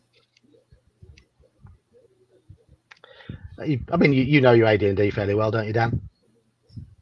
I could write books about it. When was the last time you played First Edition AD&D? Well, it's been a while, but we played every Sunday for 10 hours, every weekend, every holiday, and then for shits and giggles, we get together for 4 to 5 hours, 2 or 3 times a week. Cool. In 97, I did an inventory. I had, just by cover price, $7,500 worth of stuff. And I still kept buying. So collector value is through the roof right now. But so yeah, I got stuff. Good. And I just got to dig it out. I got out all my basic stuff for our Saturday stuff, but I'll have to get out my advance. That's fine. Yeah.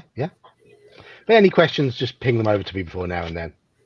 Andy's going to play the wizard. Ralph feels he wouldn't be helping fantasy stereotypes by playing a dwarf. Rotund, big-bearded, and Scottish. Perfect.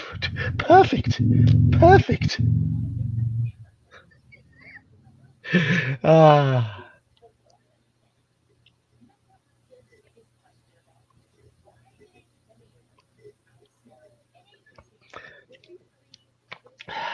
You're giving it. Look, Halakar. Yes.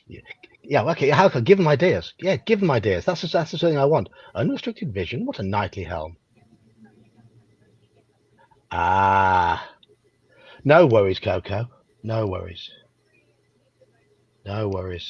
I accept that the time might not be perfect for a lot of people over the western side of the Atlantic, but I simply have no time on Saturdays and can never play Sundays. The only other option, my days off are Mondays and Tuesdays, and I already have a game every Monday and every Tuesday. So it's the only time it really fitted, and I just thought it might be amusing to stream me while I'm running it, so you can see me getting all stressed. Most of the time, you probably just see me on screen grinning and laughing at what people are saying, but it might be terrible. I mean, it might not work at all, but who knows? Who knows at all? Right. So, I'm going to put Alone Against the Tide away. We've done that one.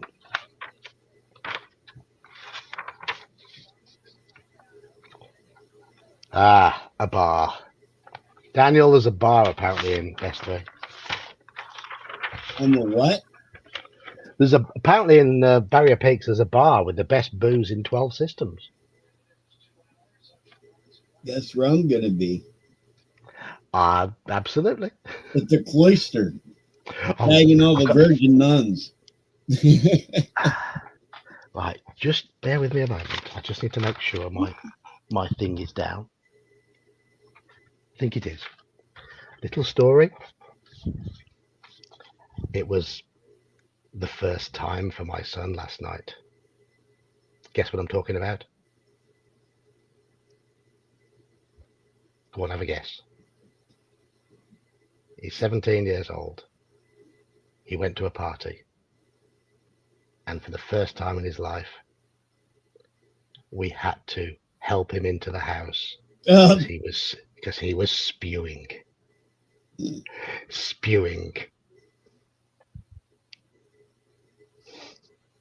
And yes, he had to sleep on a towel with a bucket next to the bed. I had a proud dad moment when your son first does that. And according to everyone at the party, he was mixing beer and vodka. So he's learnt the demons of mixing alcohol. Good age to do it as well. It's a good age to learn that. My family are going off on holiday tomorrow, camping.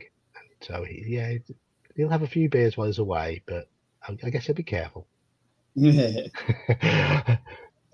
Halakar, 6 a.m. doesn't exist in my world, but I'm pretty sure my wife woke him up to do his paper round at about 7 a.m. So he still had to get up and deliver newspapers this morning.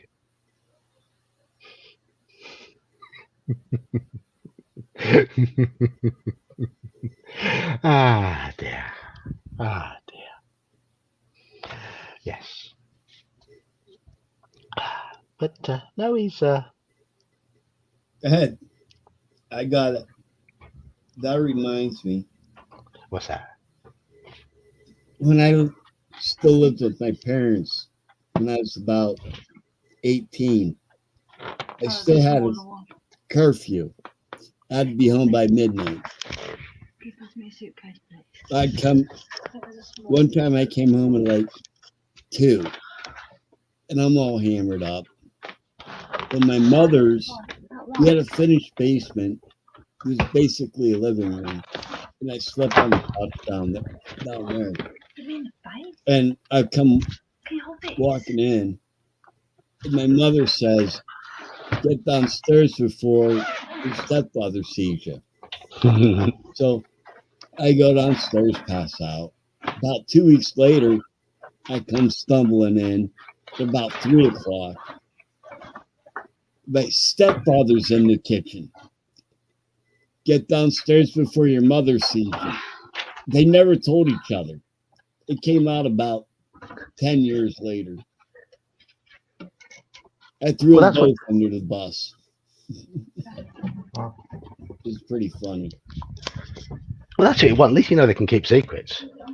Well, when we're at my household, you had your chores, you had to have a job, don't get caught, you don't give two craps. Be home at a reasonable hour. Yeah. Yeah. If you prove to them that they can trust you to get home safely, then you get more freedom. Correct. Yeah. Exactly. Yep. Yes. Straw Piglet, welcome back. Yes, we won. We won the adventure, and I think we had the best win possible by the looks of things. There's no OSE tomorrow. It's MERP tomorrow night. I only run that later OSE game once a month at the moment, unfortunately. So the next OSE is going to be in 3 weeks. But Expedition to the Barrier Peaks next week, starting at 9 p.m. on stream. And tomorrow we have an afternoon OSE game, which is really early for those of you in America, and MERP in the evening. So that's the plan for tomorrow. So we're still busy tomorrow. We're still busy. But yes, you'll have to go back and rewatch. We had some good rolls. The dice favored us. The archaeology came in handy. Actually, no, it didn't. We didn't need the archaeology in the end because Banyu did it. We made friends with Banyu. Yeah. You're more than welcome to squeeze into MERP. More than welcome.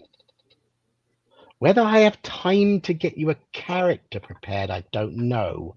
I may have to give you an NPC to start with. But that's we shall see. We'll see. Yeah, pugilistics did come in handy. But yes, so it starts at 8 p.m. my time, the MERP game. So that's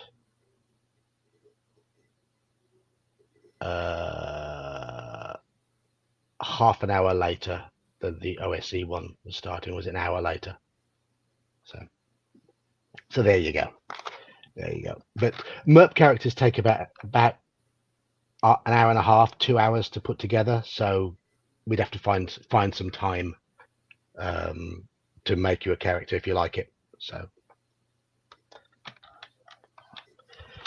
but yeah, I think Daniel, regarding kids, I think they need to experience these things, get out and discover the world. See, we coddle them a little bit nowadays. I understand that, but the problem is on my mother's side of the family, every male, including my brothers, my uncles, my grandfather, we're all alcoholics. So I have a strict thing about my children touching it. I know it sounds hypocritical, but it's hereditary, and I'm terrified that... Is it like an addictive personality? Once you start something, it's hard to stop. Correct. Yeah. And so I like the one time my daughter's uncles gave her a beer and I flipped out because I'm like, you guys bitch about me, but then you're doing this to her. Because I started drinking, I was like 4 years old. So, I mean, from what you've told us, it's partly due to the environment as well, though, isn't it? I mean, you say yeah. you live in the middle of nowhere.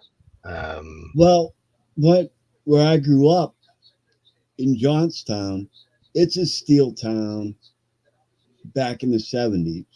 And it was like, yeah, kid, here's a beer. Leave me alone. I, right. I had a very clean household, a very structured household. And my house we lived in was the nicest in the neighborhood. It was a museum. It was gorgeous. Big old Victorian house. But, I by the time I was 10, it was one beer on Friday, one beer on Saturday. When I turned 12, it was two on Friday, two on Saturday, and family picnics. Just don't throw up. All limits are off. So, and that's Well, why, like, I don't want my kids to even touch it. I mean, we've got quite a lot of alcohol in the house here, and quite a lot of it's been there for years, untouched. None of us in our family are big drinkers. Um, I I enjoy a couple of beers, but pretty much the only time I drink now is when I have a beer and I'm streaming and I'm not working the next day. Yeah. Oh no, I Uh, understand. No, you're well controlled. I understand that. and my lad, okay, he's been to a few parties with his mates. Well, he's a Um, teenager. yeah, I understand that. he's You go 17. through that. He'll be 18 in 5 months, and he'll be legal to drink then. Um, the legal age is 18 here, but he can legally drink now. He just can't buy it. Yeah. Um, I mean, he's been allowed. He's been allowed to have a beer with a meal with us in a pub. Yeah. We can do that from 16, as long as we're with him. He's having a meal, a beer, we've been doing that. Have a beer, or have half beer, half lemonade, or whatever. Just get used to it. Um, and he's been to a few parties where we know he's had 4 or 5, maybe 6 drinks, but he's never got himself into the state he was last night. Last night was his Yeah. first time. Last night was his first time with vodka, I think. I think it's Well, see, the thing is, a lot of people, they and I don't know how he was drinking it, but vodka and rum are not made for shots. They need to be mixed. I don't know how he was drinking So it. maybe if he was doing just shots, that would get ugly real quick. I think it's going to be to the speed of it as well, because Yeah. he went from stone cold sober to throwing up in about 3 hours. He was So doing shots. he was doing shots, wasn't he? Yeah. Yeah.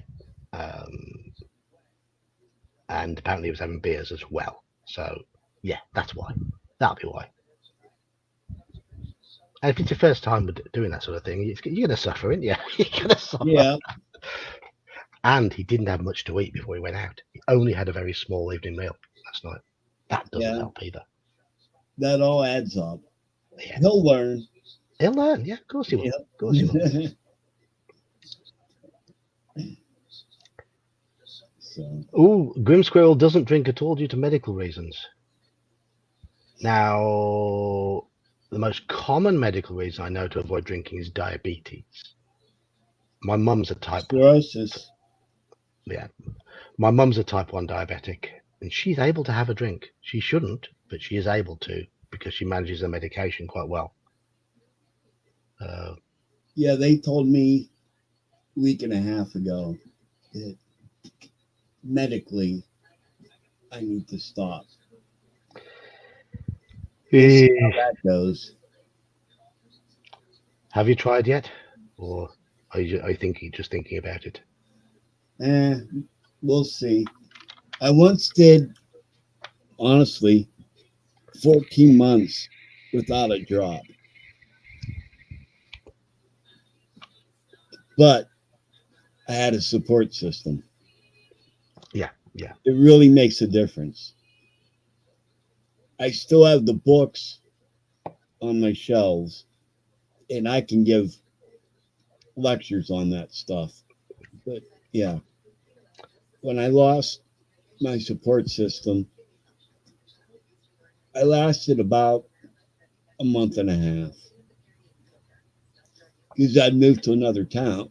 I moved here, and one bad day at work, I was like, screw it. Yeah. Well, yeah. If you've been through that, Grim Squirrel, I can fully understand. I can fully understand. My father-in-law had treatment for How I pancreatitis. understand. Yeah, he had treatment for pancreatitis and gave up drinking. But he'd given up drinking before, and when it flared up again, he was told he had to stop drinking. But he already had for a couple of years. But then it turned out to be cancer of the stomach. So, and that's what got him. It got him earlier. That's what got him earlier in the year.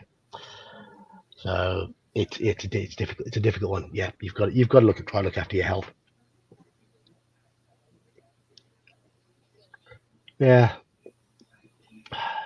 For me, I just have to put up with IBS, which is, Yeah. when I say I'm lactose intolerant, what it is I was diagnosed with IBS about 10 years ago, just general sort of stomach issues. There were no more specific than that. They couldn't be, but it's IBS that is triggered largely by lactose. So that's what happens. That's why I don't touch cheese and milk and ice cream and all of that. So it is effectively a lactose intolerance because it just causes IBS to go mad. But there are a few other things that are creeping in that are starting to kick it off. Fizzy drinks appear to be giving me a bit of grief now, and caffeine. So I have cut down the amount of tea I drink. I don't drink any coffee at all now. I'm down to about 4 or 5 cups of tea a day instead of 7 or 8. I'm a Brit. I can't stop tea. Certainly no energy drinks, nothing like that. Completely off that. And I think spicy food. I love spicy food, but I'm having to ration it because if I have too much of that as well, it seems to set it off. So, but never as bad as it was with lactose. I'd be doubled over for an hour with when I was drinking milk and that sort of stuff. So, yeah, that's why I don't touch, because my lactose intolerance is due to IBS, due to whatever causes IBS, whatever the bacterial imbalance it is that causes it. I don't know. They didn't look any further. They just asked a few questions, poked and prodded a bit, asked me to describe the symptoms. I went, yep, IBS.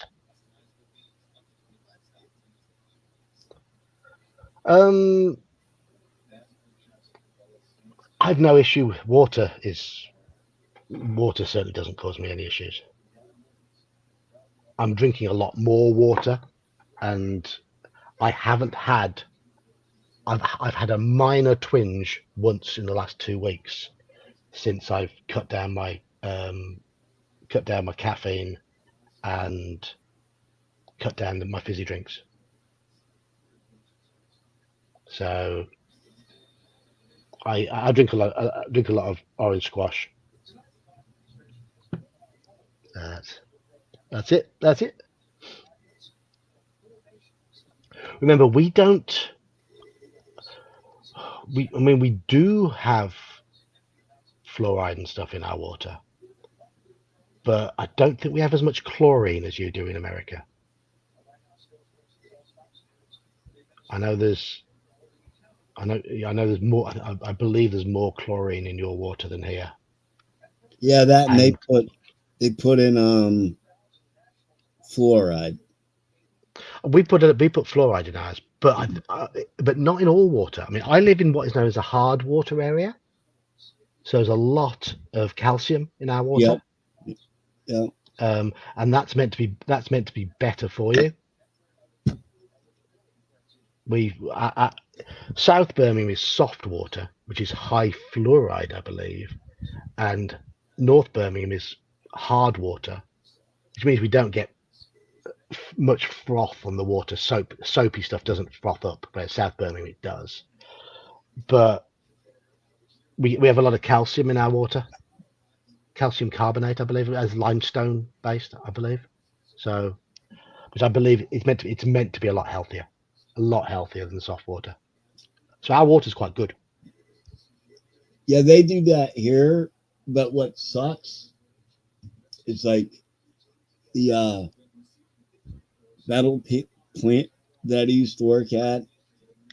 The one robot had to spray water into the forge, Right. and they would clog up with calcium deposits, and then you end up making bad parts. Yes, you can. I mean, you can It get sucks. too. Yeah. I mean, yeah. As Andy says, where I am, the water is so hard it comes with a flick knife. That's funny. It's when you get It's when your water makes your kettle crusty. We have that. All the bits of crust at the bottom of the kettle. You have to wash those out every now and again. It happens, but it's better. The water is better for you when it's hard. It is. I'm not disagreeing. It just sucks at the plant. Yeah. I could do with doing a bit of exercise, Ralph, as well. I don't get enough nowadays. I used to exercise a lot. I used to be quite proud of my lack of gut. Yes. Well, Coco, we played this and we finished it. We won, and we won a proper win, a big quality win. So, hello, PBR Street Gang. So we're just chatting now until the stream ends, John, which is wow. The other night, I wish I could remember the actual video, but it was a 4-wheel drive Hyundai black rally car. Was it the i20 rally car, the hybrid one? I'm not sure, but my son was watching it, and I was like, I got to get a hold of John. It was amazing. Dude was it was Pikes Peak. Right. Okay. Yeah, it'll be a modified rally car. They suit them up for Pikes Peak, but in the World Rally Championship, Hyundai are probably the third best manufacturer. It's a beast of a car. It was amazing. I was like, holy hell. He was hauling butt. Yeah, will be.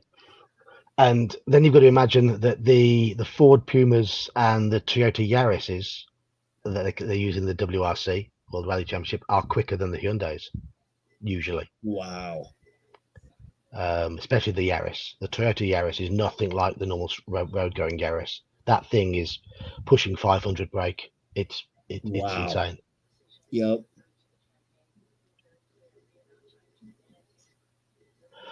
Oh, Halakar. Yeah. These ones are a bit. there's been a lot of nonsense going on in Britain over the last couple of weeks. It often happens in summer when the sun comes out, but there was an incident. A kid took a knife into a dance class in the town of Southport and killed 3 pupils. And then there was a media source called Channel 3, which was a fake media source that then claimed it was a Muslim immigrant that had done it. It turned out the kid had lived here all his life. He was Rwandan, but he was born in Wales and he'd lived here all his life. We don't know why he did it yet. But the knuckle draggers are out in force.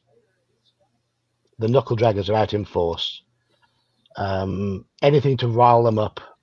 I mean, yes, we do have a problem. We're getting a bit of ghettoization of some of our towns and cities.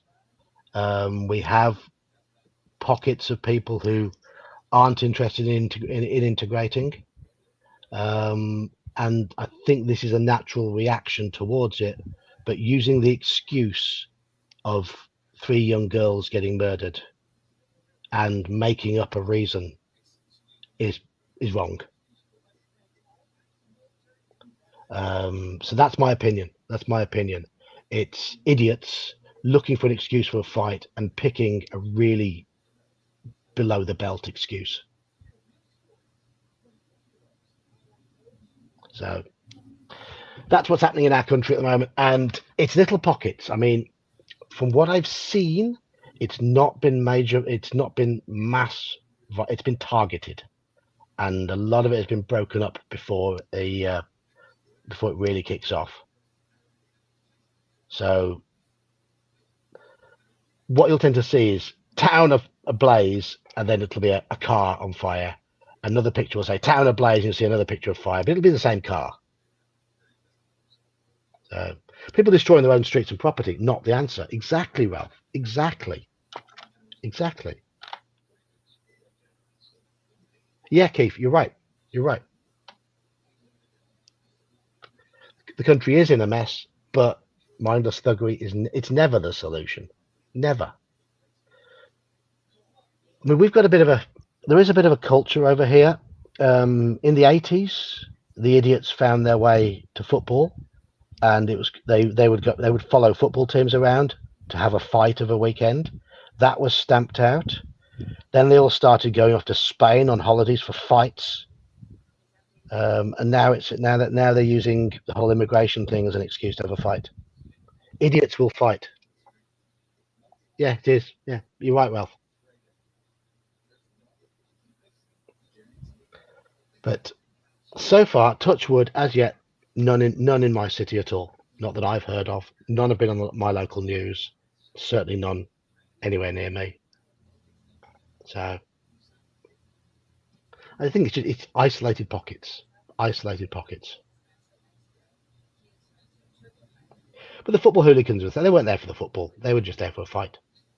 And they would arrange to meet up with the opposing faction of hooligans and have a bit and have big fisticuffs. Yeah, knobheads basically. Every civilization has them. Every country has them. Knobheads. It's just our turn to have a few that are kicking off at the moment. Yes, bring back the Colosseum gladiators. Yeah.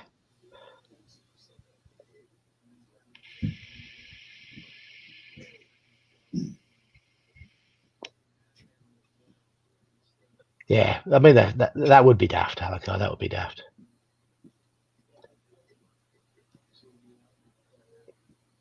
But thing is, that culture never followed our other 2 big sports, rugby and cricket. In a rugby crowd, almost everybody there will tank themselves up on beer and they'll chant and sing, and it's good natured because they're watching violence happen out on the pitch. Yeah. Cricket, They get tanked up and sing and have a damn good time. No violence at all. Well, certainly not here, but I know India and Pakistan there can be violence to do with cricket because they are arch rivals. But here there's not. Cricket for us is just it's a chance to get tanked up, have a sing, and fall asleep in the sun and look like a big fat beetroot. Well, yeah, if they tried to harass rugby guys, yes, they would be. Yeah. Yeah, so do we, Halakar. There are certain teams that have got a bit of notoriety. And that's right, Ralph. Rugby is followed more by the middle class. I mean, the middle class can fight, but choose not to. We choose not to. Ralph, yeah. Ralph lives in the city that probably has the most incendiary football rivalry in the world. I mean, it rivals Real Madrid and Barcelona. It rivals Inter and AC Milan. I mean, Rangers and Celtic. It's right up there. It's right up there. And it's sectarian as well. That's part of the problem. You've got Celtic, who are Catholic, and Rangers, who are Protestant. So you get the sectarian chanting as well. And it can get nasty. Yeah, all based on religion.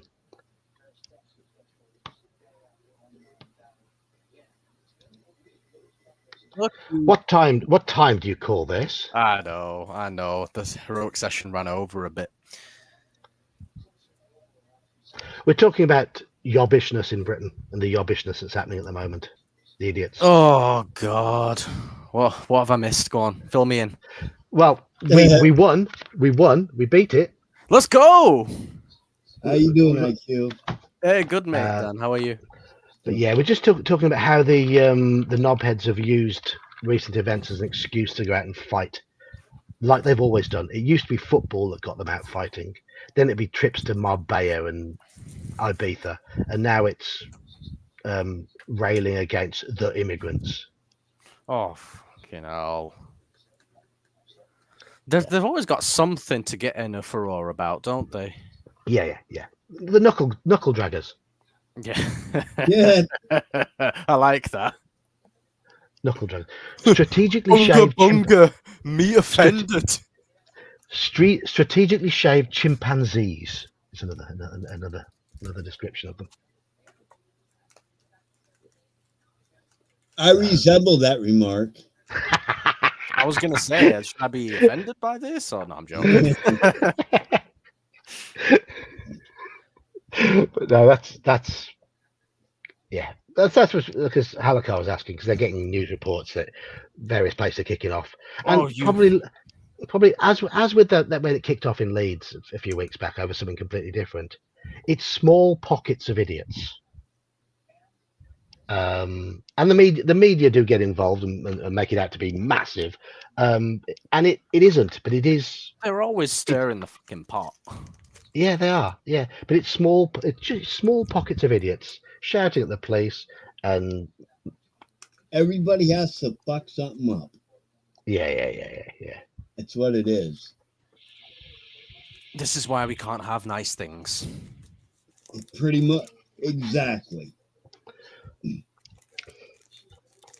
Because the yobs ruin it. They do. The rest of us were quite civilized. I mean, yeah, if I go to watch a cricket match or a football match, I'll join in the chanting because you do. Yeah, it's just a thing that happens, isn't it? Yeah, and I mean, cricket chants can be very funny. It can be very, very, and so some of them, most of them are just humorous. But as far as getting involved in fisticuffs, no, thank you. Yeah. Social media does. Yeah. I did that once in a football game. But I believe I was justified. I mean, I went to football matches in the 80s and I never saw any trouble. Well, and yes, there was trouble, but I think you had to go looking for it. to get him to be involved. Really, Speak for it was yourself, very. mate. Burnley in the 80s. Oh, but you weren't alive in the 80s. No, but I've heard. A lot of my You friends are Burnley fans and they're a bit older than me, and they told me. There. They had to start getting a line of police officers to separate the away end from the home end. Was that only when certain teams came to Blackburn. visit? Yes. Blackburn. It's like Yes. Leeds and Manchester United, or Millwall and anybody. Oh, yeah. Nice.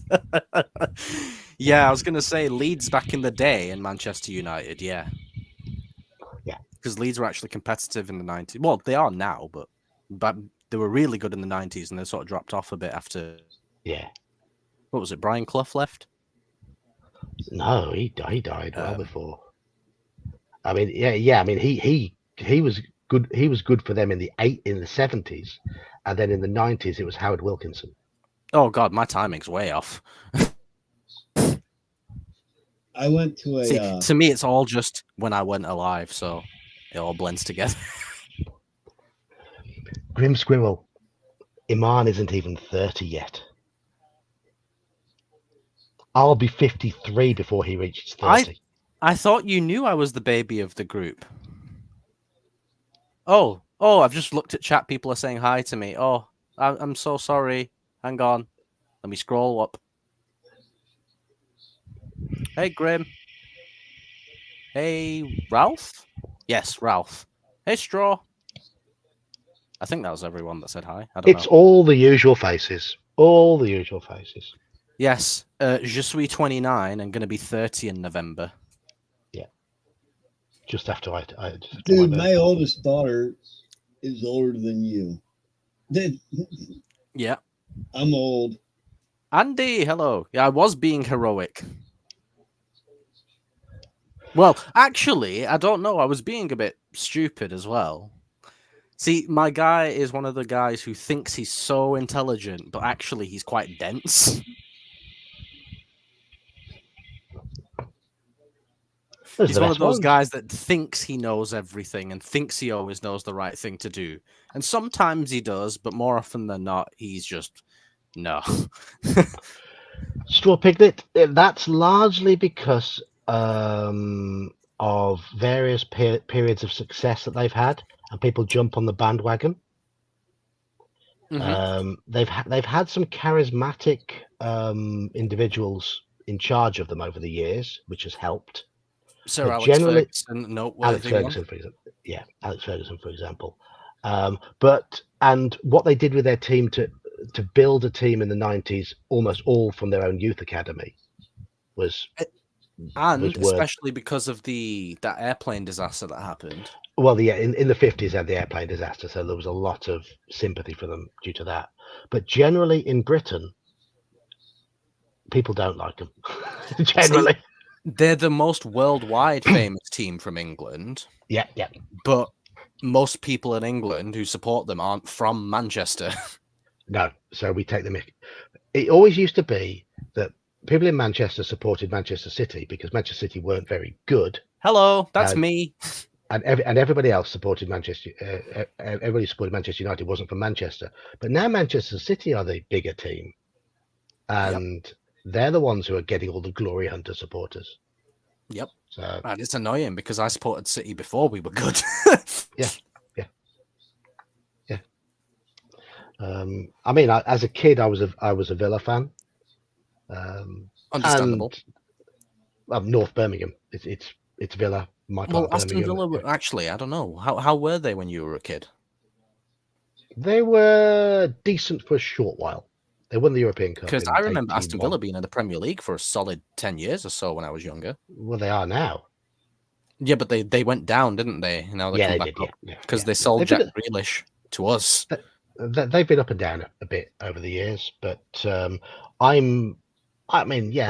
like to see them do well, but I like to see all my local teams do well. I've got nothing against any of the local teams, West Brom, Birmingham City, Wolves, any of them. I like to see them all do well. But do you want to know an interesting fact about Burnley? What's that? When we were in the Premier League, we were the only team in the whole league that still used manual turnstiles. Hey! That's how old-fashioned Burnley is. Just to give you a point of reference. I mean, these days I support Sutton Coldfield Town. Yeah. That's my team, and they play way down That's the your daughter's divisions. team, isn't it? Yes. They're in the equivalent See, of that the makes 4th sense. division in women's football, and about the 9th division in men's. So, Yeah, sorry about being a bit later than usual. You know what it's like having a job. It shifts everything that you do, innit? absolutely. How was your first week? It was good, mate. It was good. Everyone was really lovely. Half of the office is female and half is male, but most of the males are upstairs or in the next office along. But I work mostly where all the females are, and there's some fitties, bro. Keep behaving. Look. Keep your eyes to yourself to start with, and behave. Shh. Yes. Um, You do Question remember on I'm nearly 30. I'm not nearly 20. Yeah. Yeah. Take John's advice. I know from experience. Yeah. Hands and eyes and mouth to yourself. Believe me. Yeah. You don't want to be doing three women in the same building. Don't do a Daniel. One you end up with 2 kids with. The other 2 get you fired because they're jilted. The third one that you didn't do is pissed off and reports you. So just saying. Hell hath no fury, as they say. Hell hath Exactly. no fury. I love everyone's comments. Yeah, I do have a bit of charm, don't I, Grim? I guess I can turn it on when I need to. Straw, that was funny. Yeah, you don't want 3 What do you mean? ex-wives, Dan's do you? only got 2. 2. Yet. Working on 3. No, you're not. No, you're not. You're doing fine now, aren't you? I hope. You hope. Yeah. We're too old to like. If anything happened and you now had 3, if you then had 3 ex-wives, you know we'd be there for you, but we'd also sort you out too. Oh, I know. I'll get bagged on so bad. But hey. Oh, I love what Halagar said.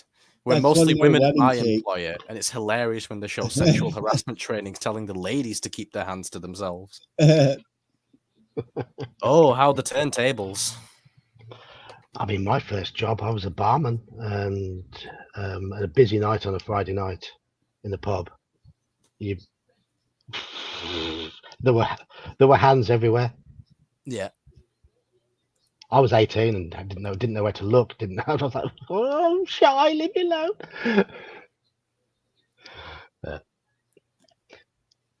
I think I'd turn into Bear in that situation. Yeah. Don't fucking touch me. Yeah.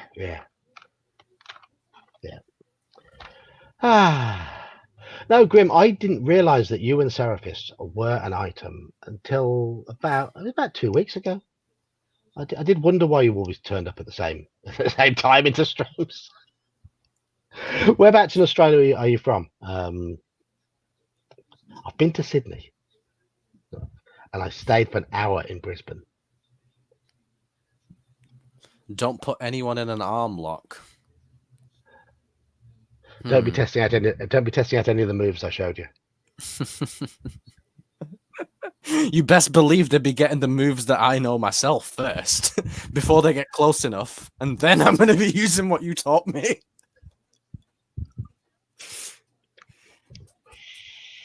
If they close the distance, I'm grabbing them, but if they stay far away, I'm jabbing them and crossing them. Might take my jacket off and throw a left hook like that ginger lad. Yeah, yes. South Australia, a bit north of Adelaide. Okay. Oh. Yeah. I spent about 10 days in Sydney for my friend's wedding. This was 27 years ago now. But that's the only place I've been to Australia, apart from Brisbane Airport for about an hour. It wasn't even an hour. Hey, Grim, if you want people to not associate you with Seraphis, you're doing a pretty bad job because you guys are on a podcast together now. Yes. Yes. Yes. I was there when Bear talked about that.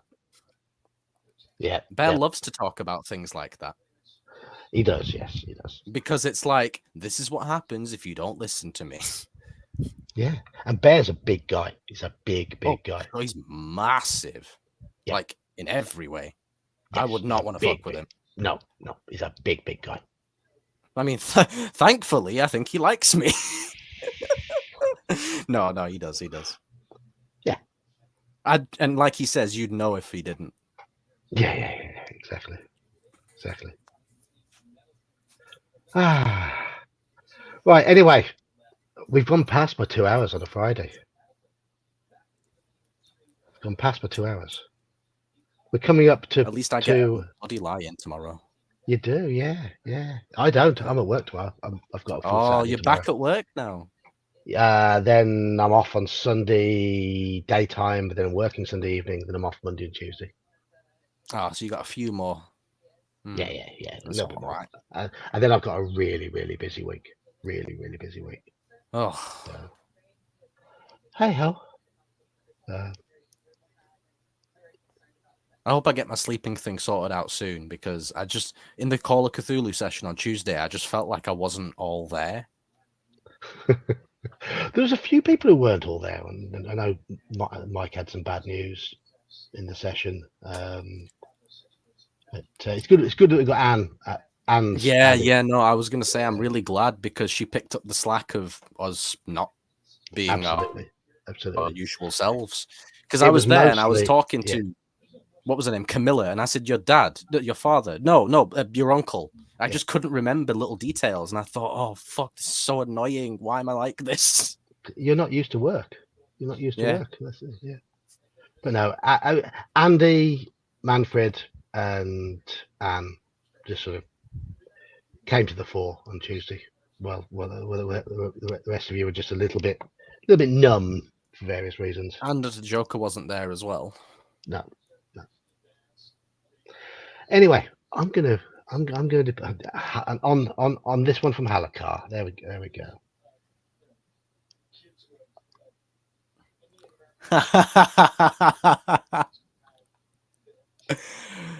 Phrasing. Is that Katina eats kilos? She's tiny. Oh, it must be. Yeah. She's tiny. She's her boyfriend is Randy Santel. Yes, yeah, he's massive. He's massive. But she's tiny. Yeah, you think, okay, I can understand how he can beat the challenge. Where the hell does she put it all? No, I haven't got a clue. There's nothing to her. Right, anyway, I'm going to depart because I've got work tomorrow. I've got to sort out my gaming bag because I'm taking it to work with me because I intend to play some OSE in the afternoon. And I need to just get my MERP stuff tidied up. So I'm hoping for a quiet day in the shop tomorrow. But apart from that, I guess I'll portable hole in the stomach. Yes, exactly. Oh, a little cross country runner named Peggy. Right, okay. Oh no, that was that was Halakar's eating him under the table. Yeah. I mean, my lad can eat me under the table. Well, I mean, he's 17. It's not surprising. Yeah. He's nothing to him though. He's very skinny. Anyhow, I'm going to depart. Cheers for joining us, Good night, guys. Iman, and thank you, Dan, for being with me for a lot longer than Iman was with me tonight. He's a slacker. He is. We know he's a slacker. Yeah. This work bollocks. You love to get your sly digs in, don't you? Yeah. But that's now done. I think if we're going to do Cthulhu next, we'll do Alone Against the Frost and try and complete that one. But there's a bit more prep involved. But before that, we'll do some Fighting Fantasy. But before Fighting Fantasy, we've got Expedition to the Barrier Peaks next week. So, as I said, if you want to play, before I forget, sorry, we're not playing Heroic until probably the 30th. Oh, I'll be free for the next few Fridays, so I might be able to play in this Okay. Well, I have created an area in the Discord for Expedition to the Barrier Peaks, and there's 2 characters posted up there so far. I'll be posting another 5 up there over the next few days. So, and I have said that people who are inexperienced with D&D, I'd rather you play fighty types. Me then. So, yeah. So, you then, yes. But it goes for anyone who's inexperienced with D&D. There'll be a few fighty types who there'll be a fighter thief, a thief, and a paladin, all of which are quite simple to play. Do I first? Is it first come first claim or what? Yes. Dan's claimed the cleric. Right. I haven't posted the cleric yet. Andy's claimed the magic user, who I haven't posted yet either. Okay. I've just posted up a fighter and a thief so far. But How many? cheers all. How many sessions do you reckon it'll be? I'm planning 4, but it might be 3. It depends. It depends how it goes. Okay. Well, I'll be free for the next few Fridays after work, obviously. So yeah, sign me up. Okay. Good man. Right. Anyway, cheers all. Thank you for joining me. Thank you, chat, for entertaining me. And I'll be going now. I'll be making videos Monday, Tuesday, and I'll be streaming again next Wednesday. Cheers all. Good night, all. Cheers, John. Later, Dan. Good night, guys.